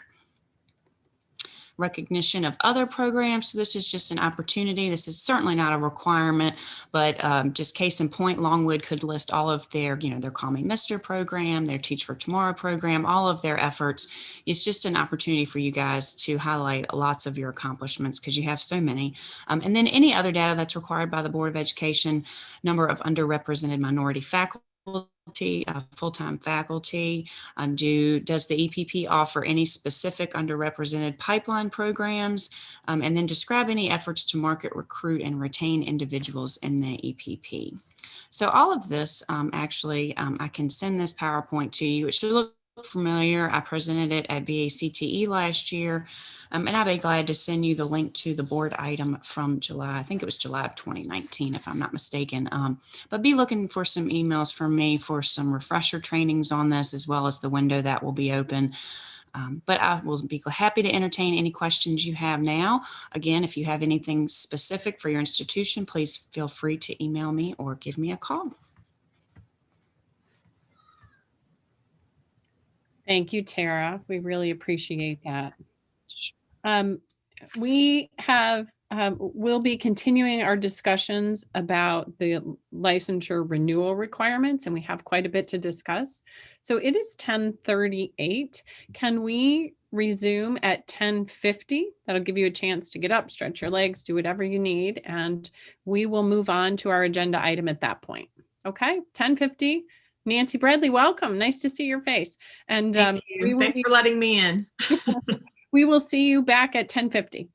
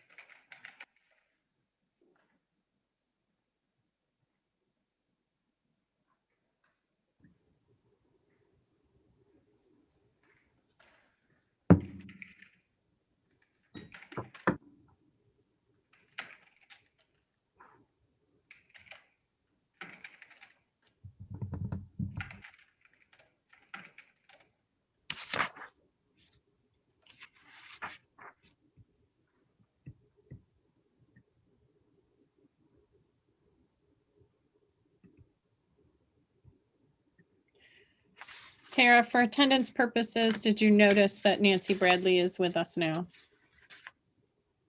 Yes, I did. I will add her on there.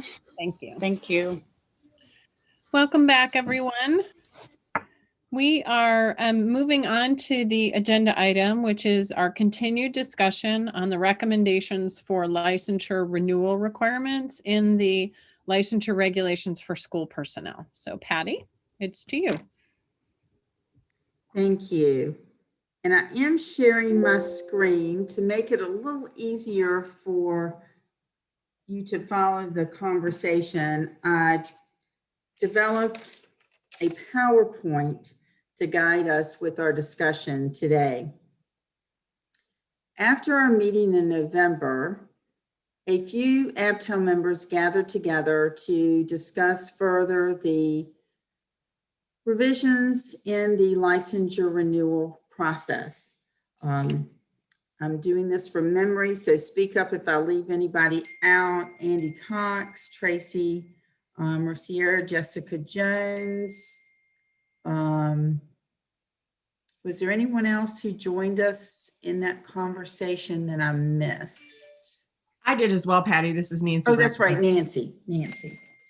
So what we did was we went through all of the discussion points from our meeting in November and tried to come up with some definitions for the topic areas for renewal. We know that the definition still needs some massaging and a good bit of work, but we wanted to bring something to you today just to get more feedback from you on where we are with the changes in the renewal requirements. I'm going to move on to the professional development points. Currently, as you know, individuals who hold 5-year licenses, and those are the licenses that we are currently renewing, require 180 professional development points to renew. For 10-year licenses, the board approved 270, but certainly did say that they are looking for a new system for renewal so that there possibly could be some recommendations for changes here. The point structure is simply to assign points based upon, in most cases, clock hours of participation. That's a little bit different for college credit. As you know, 1 semester hour equals 30 professional development points. So it's 90 points for a college credit course. Just as a reminder, the Code of Virginia does not allow the board to require college credit for renewal. It can be an option, but it cannot be mandated that licensees have to take a course from an institution of higher education for renewal. We had a discussion about professional conference. There was a comment from our small group that perhaps that could be increased from 60 points. We did talk about the fact that some conferences or workshops really could fit into the area of professional development and learning activities. So more points could be gained there. So that's a discussion point for us. We also talked about micro-credentialing. That has been a topic that we have discussed on numerous occasions at ABTEL. Micro-credentials are a way that individuals can demonstrate skills and knowledge of a subject area. They are really growing in popularity across the country. I did review many of the states' requirements for renewal. Many of our states are still requiring a specified number of points, professional development points. Many are still requiring courses for renewal. So we don't have a whole lot of models, even though we do know that there are a few states, Tennessee, for example, that has looked at micro-credentialing. there's nothing in the current renewal manual that would disallow someone from completing micro-credentialing toward renewal of a license. However, with the growing interest from the General Assembly, from license holders, teachers, school divisions, we had the conversation that we really needed to add a section about micro-credentialing. That this is this is something that, if listed, more teachers, school leaders, and other licensees would be interested in participating. So let me just go down and give you a little bit of context with the other two slides, and then we'll come back and discuss some of these points. You will also see at the bottom here that we listed statutory trainings, and I will come back to that in just a moment. Originally, the Department of Education provided to you a draft to get feedback from ABTEL about a system whereby individuals would be required to complete professional development and learning activities in specific areas of topics that were preset, so that individuals may have some mandatory requirements that they will need to complete within their renewal requirements. And this is the chart that you first reviewed, which called for, in the top row, mandatory requirements for renewal. And then the bottom row listed some additional areas that individuals would have more flexibility in determining what they chose for renewal. As we've moved from, or I should say, as we have discussed the topics for renewal, and at our work group meeting, we talked about how this information is presented is very critical for the understanding of any proposal. First, and you can see that we have taken the statutory requirements and moved them up to the top. There was concern discussed at the work group that it's not really clear what you have to do, so that whatever ABTEL ultimately recommends, those recommendations should be listed first and the other topics should follow. So you will see here that the statutory requirements are listed and the points assigned to each. Now, for counselors and those who are teaching middle school civics or economics, they have to take additional trainings that are required by the General Assembly. And you can see I should have, the second line there, the 5 points should be highlighted in white font, but it's not. But everyone else has 3 areas that they have to complete to meet the statutory requirements. Now, we do think that there will be some additions to the requirements after the General Assembly, but certainly those have to be passed by the General Assembly and signed by the governor. There are recommendations for additional training, such as in cultural competency, also African American history for individuals who have an endorsement in history and social studies. There's also conversation about additional preparation in the area of special education. So this is a short session, so we will know fairly soon what is approved by the General Assembly so that we can explicitly list those requirements by the General Assembly. Now, moving down below, you will see that there are 2 areas from November and from our work group where there was, I wouldn't say total consensus, but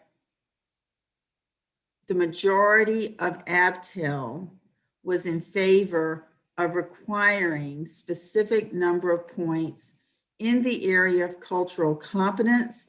And I did talk to Leah Walker, and she said, since that is the language that's being used in the General Assembly, in the proposed bill from supported by the governor, that's probably a good topical area for us to use at this point. We did discuss at the work group meeting that those 15 points discussed by ABTEL would be in addition to the statutory requirements, remembering that individuals have 10 years to meet these requirements. Also, in the requirement area is social emotional learning, trauma-informed teaching strategies, and classroom management, and a minimum of 15 points there. If you move down to the other topics to earn points for renewal, you will see that we have data analysis, instructional planning. At the November meeting, one ABTEL member asked that we add the parenthetical statement relevant to assignment area to ensure that it's applicable to the licensee's teaching assignment. There was also a recommendation to change the wording or text for the second one in the middle from technology integration and computer science to digital learning integration, and so forth. You'll see instructional assessment practices, professional knowledge, and school division professional development and learning.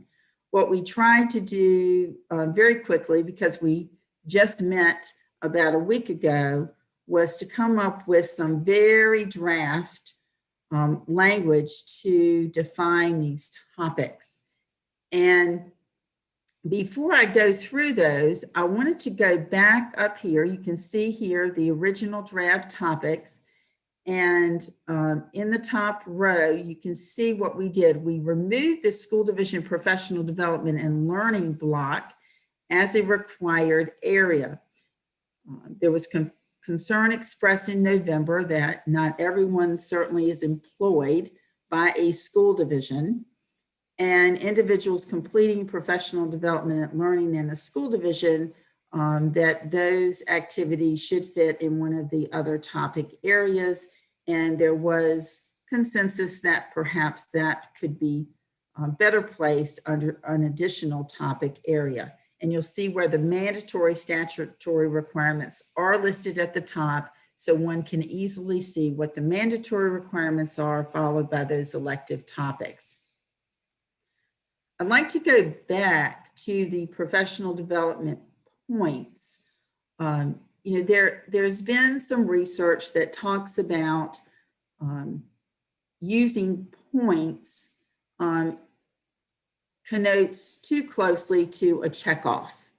And there has been some discussion about how can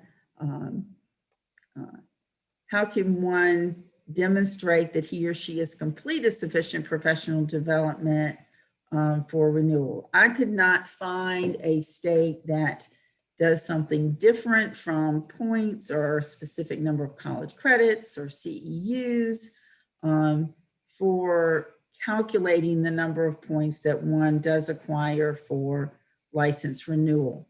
But let's look down at the notes below that have been highlighted since we last met in November.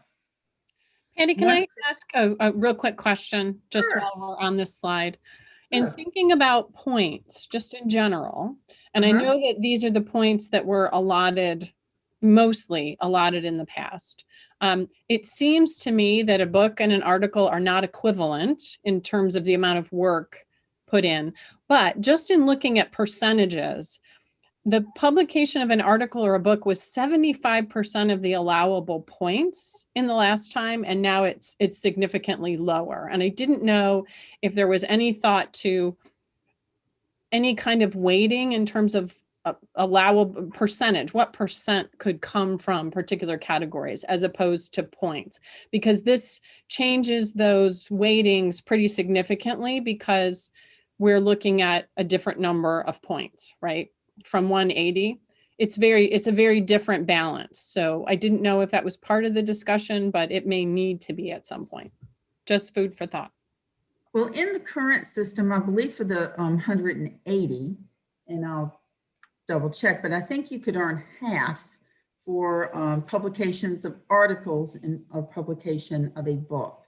And so that would be similar here, that it was half. And I think that's how it's really odd. It was quite a chore to come up with these equivalent points, but you're right. And what you're saying is true, and you have to go a little bit deeper, because in the renewal manual, it actually explains how many points you get for an article, whether there were multiple authors, how you have to split up those points. So you're exactly correct, Tricia, that these points, it is a little confusing and you have to dig a little bit deeper. Now, there are some states that just say that you use clock hours and they don't have limitations on the number in certain categories. As you'll see here, and this is without regard to the fact that individuals are going to have to meet the statutory requirements.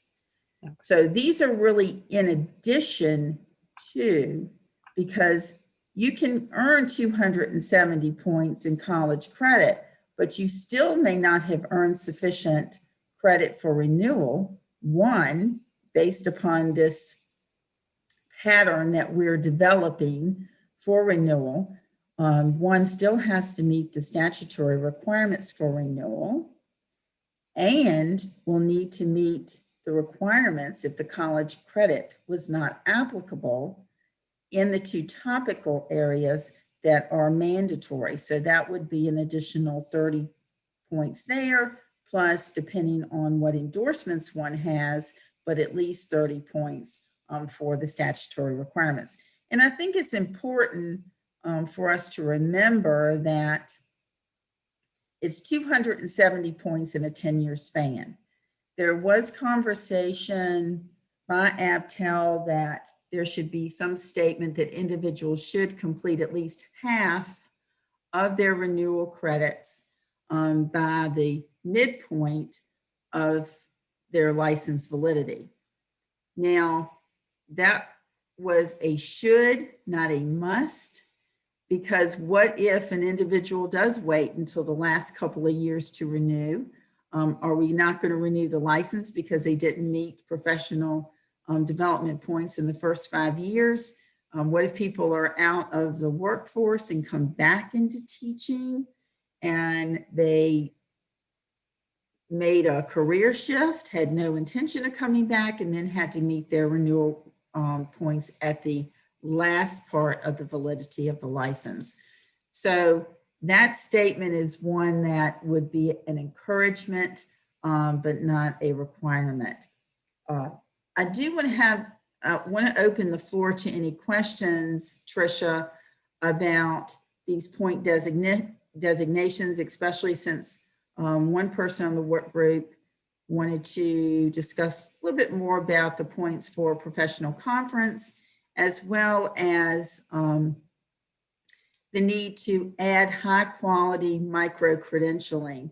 Let me just say that it will be very important that it is high quality micro credentials that are actually vetted either by the school division, by the Department of Education. There are many micro credentials available, and they are of different quality. There are companies that offer them that are finding that licensees are gaining much knowledge and skills, and then there are others that perhaps would not be as applicable to instructional personnel. So I'm going to turn it over to you, Tricia, to get comments from the group regarding the comments on this page. Okay. Just raise your hand, please, if you have something to add or questions or want to discuss professional conference. Jessica Jones, I see you first. Thank you, Trish. So as Patty had mentioned, I was one of the individuals on the work group, and I want to have a two-part conversation. Starting off with micro-credentialing, one of the issues I could foresee is, like, if you're in Division A and you allow X credentialing, and then you go to Division B and they say, no, they don't allow it, that would be a lot of heartburn, because as we know, educators are not static.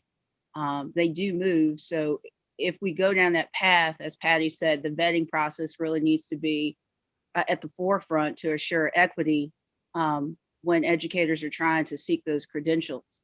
And then on top of that, from professional conferences, I know over the past couple of years, we've seen kind of a wane in people attending professional conferences. And I hate to say that the pandemic has kind of piqued individuals' interest just out of being able to have some networking and some collegiality and be able just to socialize with one another. But also for attendance, there are a majority of teachers who do attend professional conferences in the latter of the spring and in the summer and pay out of pocket to attend those, not just as attendees, but also as presenters. And the amount of work that goes into that, I would say the credence to the points needs to follow. So those are the two things I wanted to bring attention to. Thank you. Thank you. Others who may have questions or comments. This is Scott Ziegler. I have a question about micro-credentialing as well. How do we see those really being used or applied? And in what areas? Could you give some examples of areas where you think that those would be useful?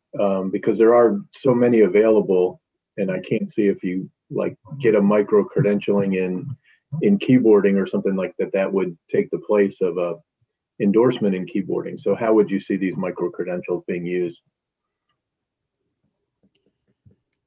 Scott, I would respond by saying that I would see them as renewal at this point, not for additional endorsements, even though there's more conversation about the possibility of having that discussion, especially in the STEM areas.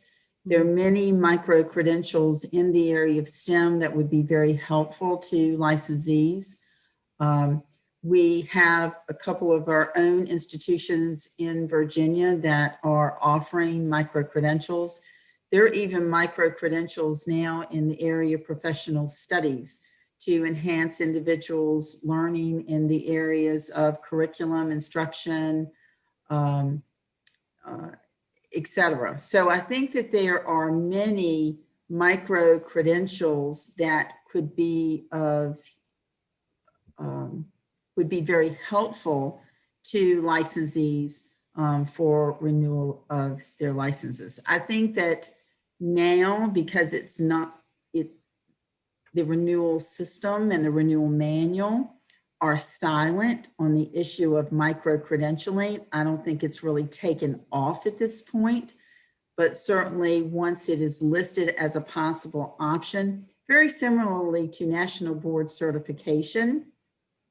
You know, initially, individuals were not always using that as renewal points, but certainly as we moved into National Board Certification, individuals started using it for professional development and learning activities. So noting those as possible examples of ways to earn points would be acceptable. They would still need to be taken in an area of one of those, in one of the topical areas that would be listed in the point system. Thank you, Patty. Jennifer Andrews, you're first up on my question list, then Travis. Thanks. I'm trying to get my camera back on, but anyway, I do have a picture. So I appreciate the idea that that since micro-credentials are not listed, some folks might not consider or might not realize that those could be used.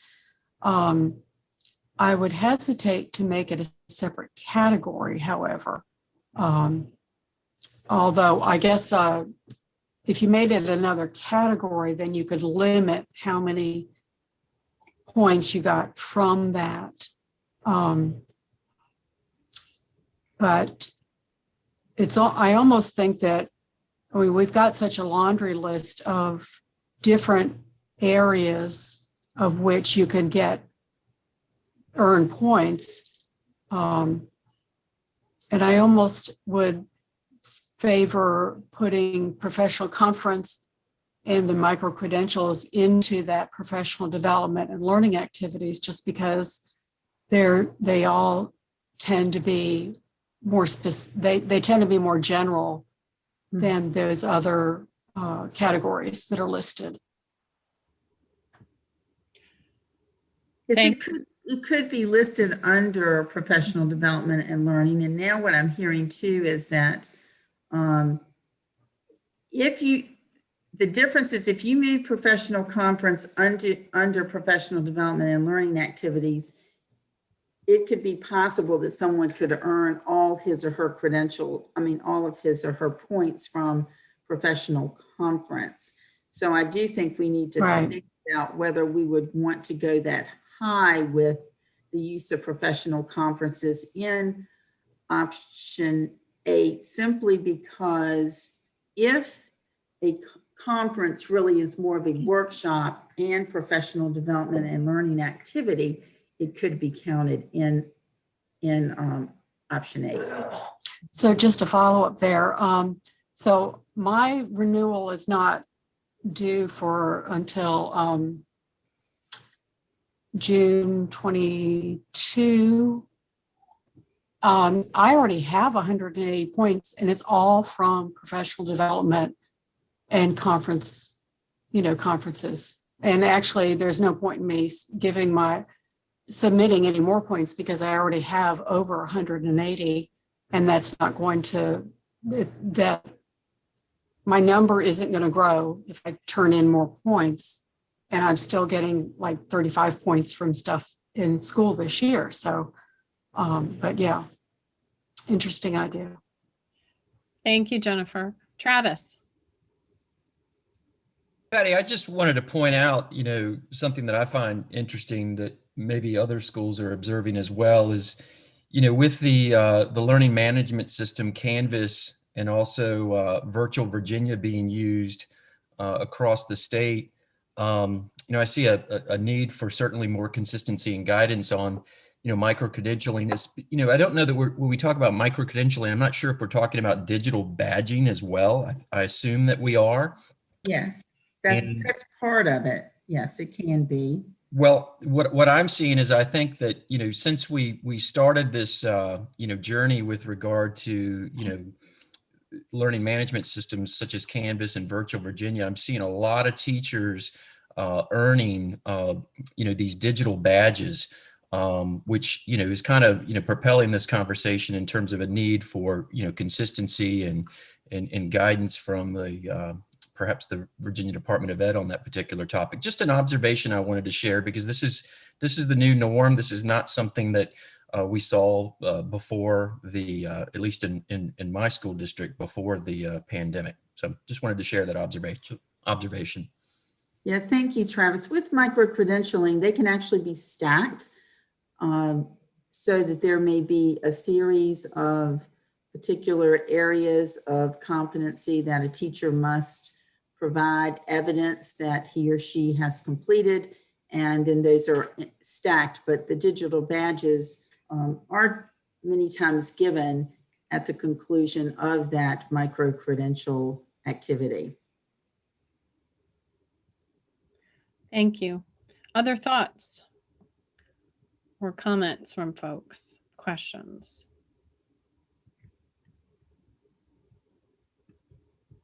Okay, well, hearing none, we can move along, and certainly you can jump in.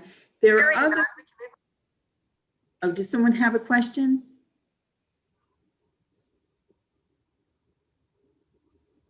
Okay, I'm going to move along then. These are pretty rough draft definitions, with the exception probably of this one, cultural competence, because this is actually the department's definition of cultural competence.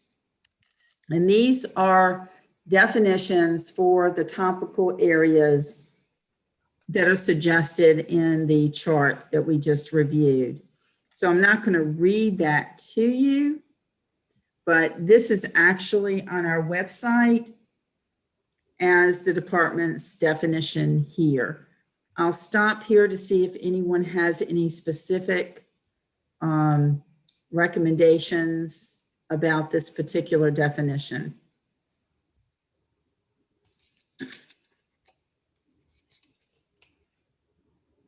Okay. Patty, Gary, second line, should that be about differences? I will check that.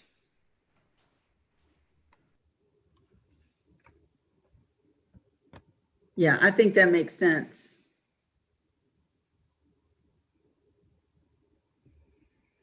Okay, let's move on to this draft definition, which this probably needs some work. And as you're looking at these definitions, remember too that these topical areas are not only for teachers, but all instructional personnel. So they should be applicable to those in leadership positions, anyone who holds a license.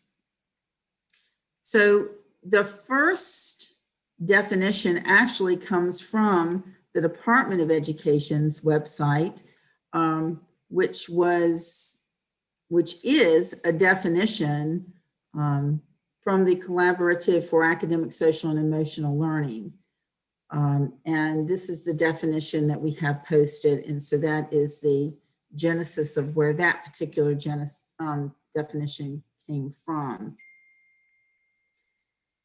The next two are definitions that I think the second one is on our website, and the third is the definition for classroom management or a safe environment for students. And it's a little bit broader so that it would be inclusive of not only teachers, but of those in leadership. So any comments about these definitions? And certainly we will send those to you and ask for more input as well as we move forward.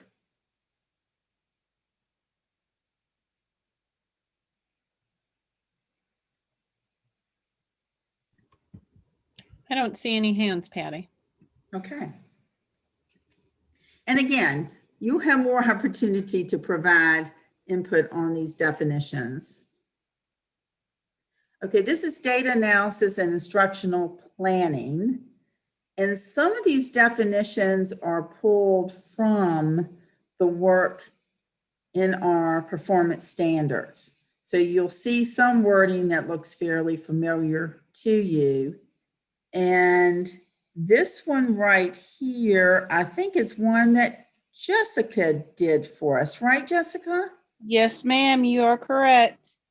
Jessica volunteered to take this one on and provided this definition for this area for your review.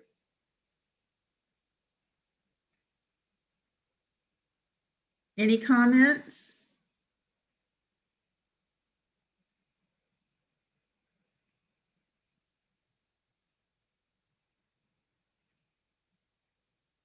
I don't see any hands up. Nope, none, Patty. So I'm going to move to the next one. This one is one we may need to work on a little bit. Digital learning integration, integrating digital content into the curriculum and using technology tools to develop a deeper understanding of content and to enhance teaching and learning. Any initial thoughts here?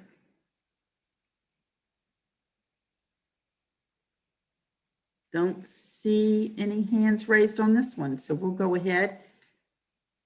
Instructional and assessment practices. Now, this text, much of it does come from the performance standards.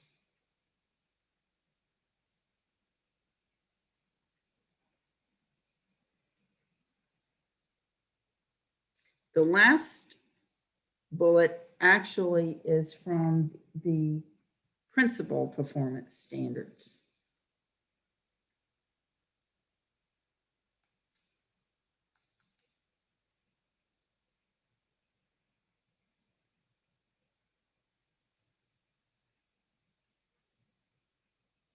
Want to give you time to read it. There's a lot on this slide.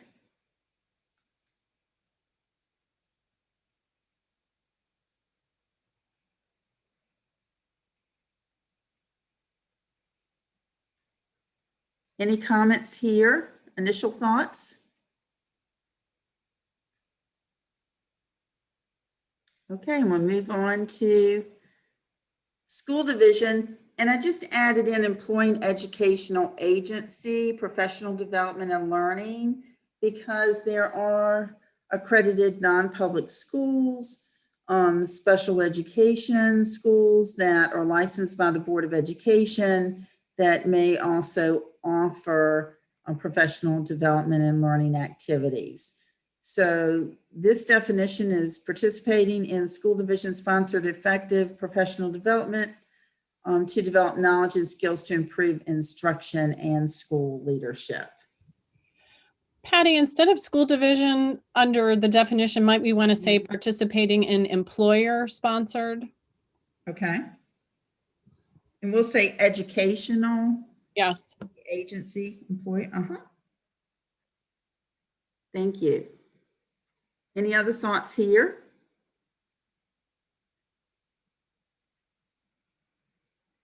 All right, we'll move on to professional knowledge. Understanding of the curriculum, subject content, and the developmental needs of students by providing relevant learning experiences. And this is actually from the performance standard recommendations. That's where this was pulled. Any thoughts here?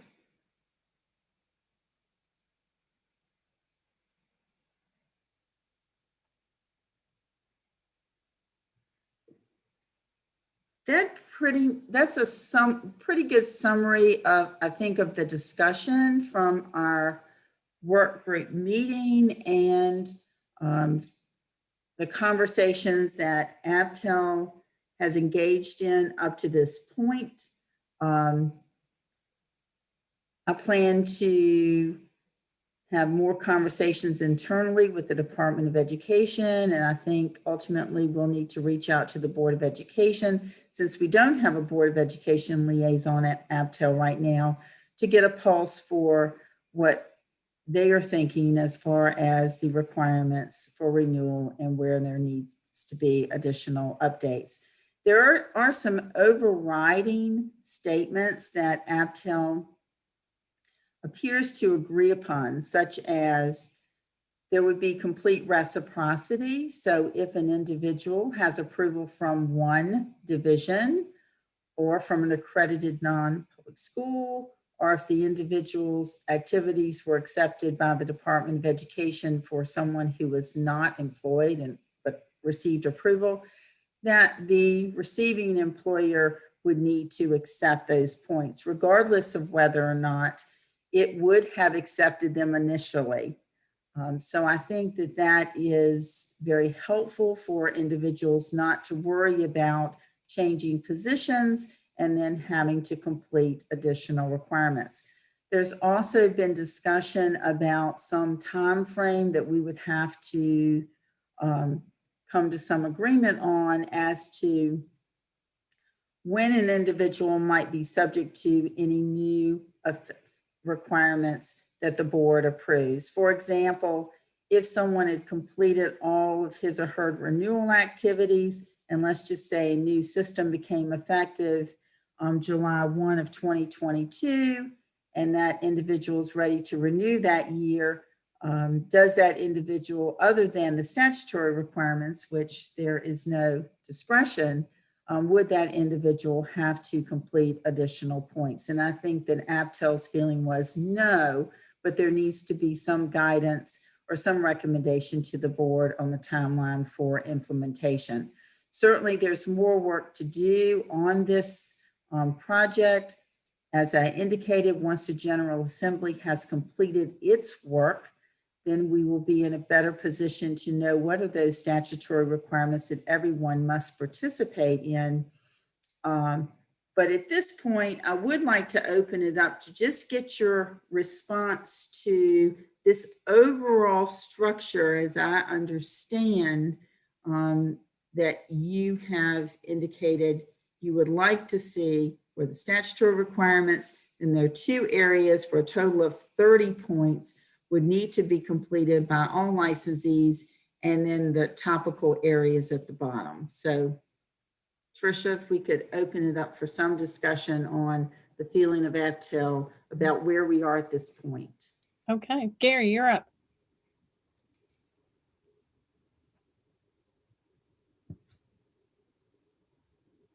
Say again, I'm sorry, Trish. Your hand is up. So do you have a comment or a question? That was a mistake. My apology. No problem. I was No hovering just in case, and I must have accidentally hit it. Sorry. No worries. Charlotta, please. Hi, question about the micro credentialing again. Patty, I'm not sure if I heard it already, but can you explain to me with the micro credentialing? I think someone stated that some states don't recognize or they won't accept. Is there something that will be a guideline that you guys will follow in order to know what would be substantial for, you know, for the renewal part? I'm not sure whether other states allow their use for points or not. It's just that not a lot of states have actually listed it or emphasized micro-credentials in its renewal requirements. We conducted in fact, I can send it to you all. We actually had a study conducted on micro-credentials where we learned a whole lot about micro-credentials, and they certainly are growing in interest across the United States. Part of the reason that I think they are so interesting is that individuals actually have to demonstrate their competency in these areas. They actually have to show that they have learned and acquired the skills and abilities that were delivered in the study. Now, in some cases, micro-credentials, and they have different types. There are some where you can just complete almost like a portfolio or take a test and not actually do any preparation for it. But in most cases, that is not how they're set up. So I think that there does need to be some guidance about vetting to ensure that micro-credentials are of high quality. I think the NEA has reviewed many micro-credentials and put its stamp of approval on some of those, which we will investigate further. But you're right, Charlotta. I think there needs to be some type of vetting so that either the school division is approving those for those individuals who are completing micro-credentials, or in the case of licensees who are not employed, there would need to be some guidance in that regard about what kind of micro-credentials would be acceptable for renewal. Thank you. And absolutely, NEA does have quite a list of, you know, I guess modules or whatever the courses are. So thank you, Patty. Thank you, Charlotta. Good comments.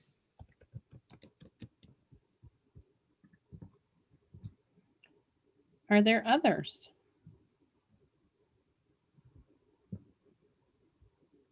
And it may not be a question, but if you have some comments about whether or not you think this makes sense, whether you like this direction, that would be helpful as well. Yeah.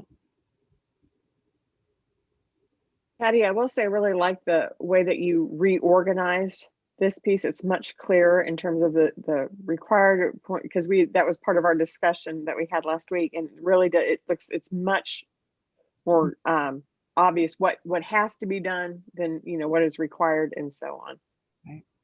Well, that's thanks to the good work group that we had. They spent several hours going through this, and this was one of their recommendations, and I thought it was a very good one. So thank you, Nancy and the team. Any other comments? Okay, I certainly don't want to belabor this if it sounds as though the structure in itself, I'm not hearing anyone indicating that they don't like the direction that we're going. So in March, we will talk about this again and have more of a developed draft for your review. I don't know whether in March or April that we will finalize this, but this is a big topic for ABTEL and one that we definitely want to get right and have a lot of input before you make your final recommendations to the Board of Education. So Tricia, I'm gonna turn it back over to you. Thank you, Patty. We are up to the liaison report section of our agenda. So Dan, do you have a report from the Virginia Community College System to share? I do. Can you hear me? Yes, we can. Great. Yeah, this will be short. Educate VA started the spring semester with 79 licensure candidates. These students are being instructed in a fully virtual setting, but will complete their practicum placements with teachers in classrooms, given it is an option in their region. These students are seeking endorsements in 11 different content areas and have requested placements in 30 different school divisions. Their level 1 semester will end in May. Of the 24 level 1 program completers for the fall, 5 are under contract and teaching. And then finally, an ESOL update. The first of 2 ESOL workshops for licensed teachers has begun, and the March session has reached capacity with a lengthy wait list. And that concludes the report. Thank you. Monica Osei, do you have a report from Chev to share? I think Monica had to leave early, and she did indicate to me that she did not have a report for this meeting. Thank you. Patty, do you have any other news from the Department of Ed? I do have one, and at the board meeting, the Board of Education did certify a list of individuals who were eligible to serve as division superintendents. I would specifically call your attention to a superintendent's memorandum that was issued last Friday. The number is 022-21. And in that memo, it explains that the Board of Education has now approved a new system to certify individuals' names before they actually will receive a division superintendent license. So in January, a list was presented to the Board of Education of all the names of individuals who hold a current active division superintendent license. So all those individual names, there are over 1,000 of them, were certified by the Board of Education. Now, as we move forward, individuals who apply for a division superintendent license or individuals whose license has already expired and they want to renew it, their names will have to be presented to the Board of Education before that division superintendent license can be issued. The Board of Education, I think they meet, I think it's 8 times a year. For example, they're not meeting in the month of February. So the next certification will take place on March 18th. The Virginia School Boards Association has been apprised of this change and actually provided some input to the Board of Education during this process. The reason this is being done is that the Constitution of Virginia requires the Board of Education to certify the list. And in reviewing the Constitution, the board felt that it must begin certifying individuals. They did it many years ago prior to the establishment of a division superintendent license when that process was discontinued, but now we are doing that again. So as school boards are interested in filling positions, or if individuals are interested in applying, they need to calculate that in their timeline, that it must, their names must be certified by the Board of Education before our office can issue the license. That is a big change for us. So I thought that even though we mentioned it once before at ABTEL, now that the memo has been disseminated, I wanted to bring that to your attention again. Thank you, Patty. Thank you. And Tara, I don't know if Tara and Maggie have any additional updates that they may want to mention. Maggie? Sure. Yeah. Oh, go ahead. Maggie, you can talk first. And I'm going to actually type an update, like a reminders email. So we've got our new program, our deadline for new program request. I'd sent an email about that a couple weeks ago with the updated form. But that is March, that's at the end of March this year, because we had talked about bumping it up. It was typically in May, but to give you guys and to give our reviewers ample time to get our programs reviewed, we bumped it up a little bit to the end of March. So that's coming up soon. The annual profile I talked about, and again, I'm going to put all of this in like a reminders email or an updated email. The annual profile, that window will be opening shortly. I'll be having some tutorials on that, and that's due May 1st.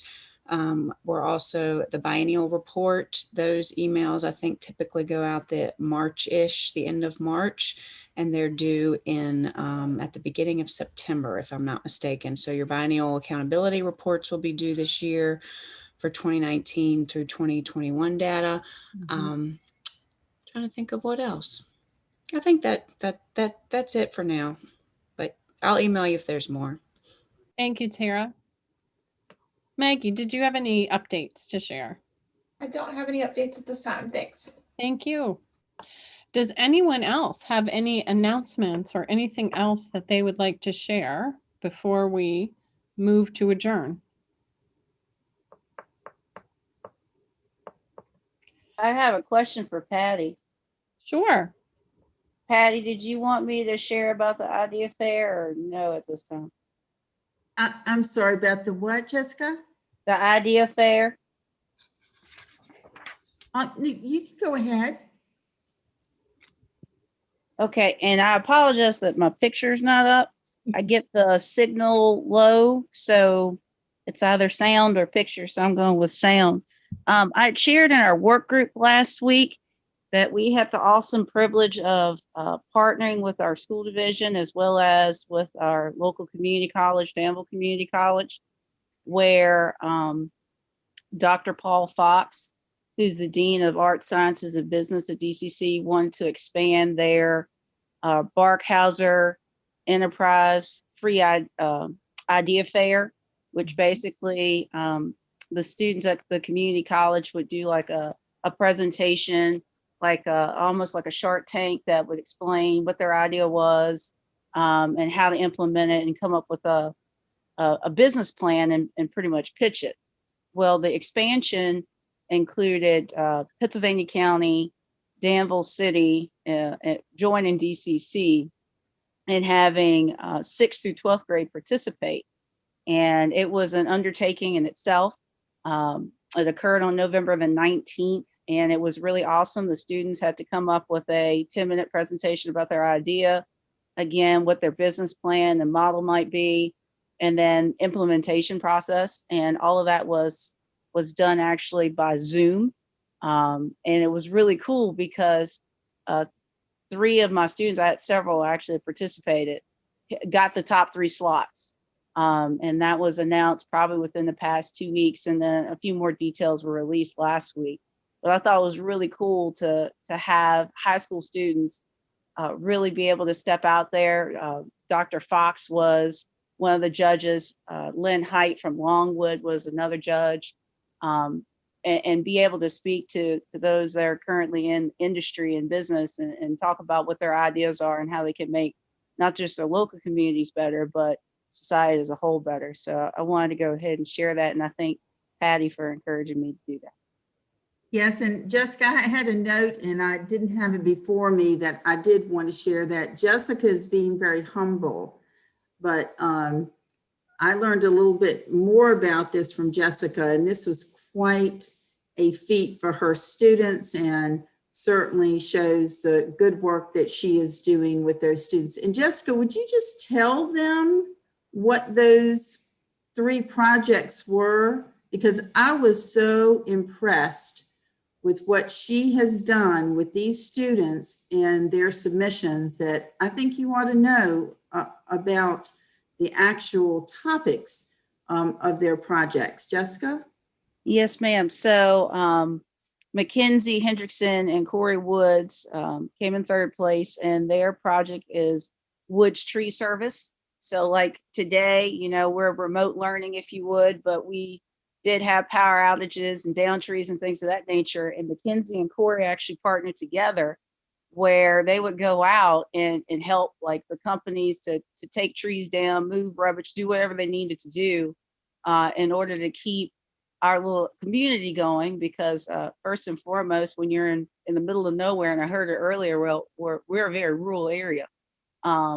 It can be hours, if not days, before you can get electricity back. So those 2 young people, both seniors this year, I wanted to do that. On top of that, Corey works with the Department of Forestry, the Virginia Department of Forestry, to get tree saplings. That could be hardwood, softwood. And then he and Mackenzie go out to do environmental service action plans. So they'll help out with the watersheds. They'll go in, they'll do environmental inspections, and then they'll help create a plan for a particular area so that, you know, it's conserved for the future. And we all know that with all the different types of floods and things that we get in our area, that land is pretty much something that you want to preserve for the future. And they're taking an active role in that now. And then Corey, both of them plan on going into DCC. Corey specifically is working on some licensure pieces to help not only get his certification to drive big rigs to help the business, but also looking at how he can expand his business and move it out to other areas in our community. And second place was Trey Atkinson and Isaiah Hopkins, and those 2 young men are just go-getters. So, and all of this is around their supervised agricultural experience, which I think is awesome. But those 2 gentlemen created a waterscaping business. So they go to Smith Mountain Lake in Water's Edge community. And not only are they doing landscaping, but they're also doing waterscaping, which is very unique. Because when you're on the water and there's like, oh, is there ways that I can, you know, make things come out of the water and make things happen with the water? And these 2 gentlemen have spent their time in our program in the department, not just learning about turf grass management and business management, but also using skills like plumbing to figure out how to make people's dreams literally come true. Trey plans on going to Virginia Tech. He's a junior this year. He wants to get his business degree, but also Isaiah, who's a junior, wants to continue to expand their business and get new equipment to do such. And then the last young man who won, Mr. Sean Jameson, he does a lot of mowing and yard work for his family. That's a part of his SAE as well. But while he's out there on the lawnmower, he's thinking about how can I make the world a better place? He's my environmentalist, if you would. So he created a combine/tractor that's basically fuel efficient, but also equipment efficient because all the parts are recyclable. So thinking about how can we use, you know, plastics and grade 1, grade 2, grade 3, but then to implement that into the actual equipment itself so that you minimize the risk to the environment while you're trying to increase your efficiency and productivity is just mind-boggling. So we're working on internship with him at the Institute for Advanced Learning, hopefully this upcoming summer, as he continues to tinker and think about how to make the world a better place. Thank you, Jessica. It's really nice to hear about the accomplishments of students and what they are learning that's so applicable to the real world. So thank you so much, Dr. Jones, for all your work, and we congratulate your students. Thank you. Thank you for sharing, Jessica. Hearing no other announcements, is there a motion to adjourn? Motion to adjourn. This is Andrew. Thank you, Andrew. Is there a second? Second, Travis Burns. Thank you. All in favor, wave, say aye, whatever. Thank you all for being here. We appreciate you. And we'll look forward to seeing you in March, correct, Patty? Yes. In March. Thank you, everyone. Have a good day.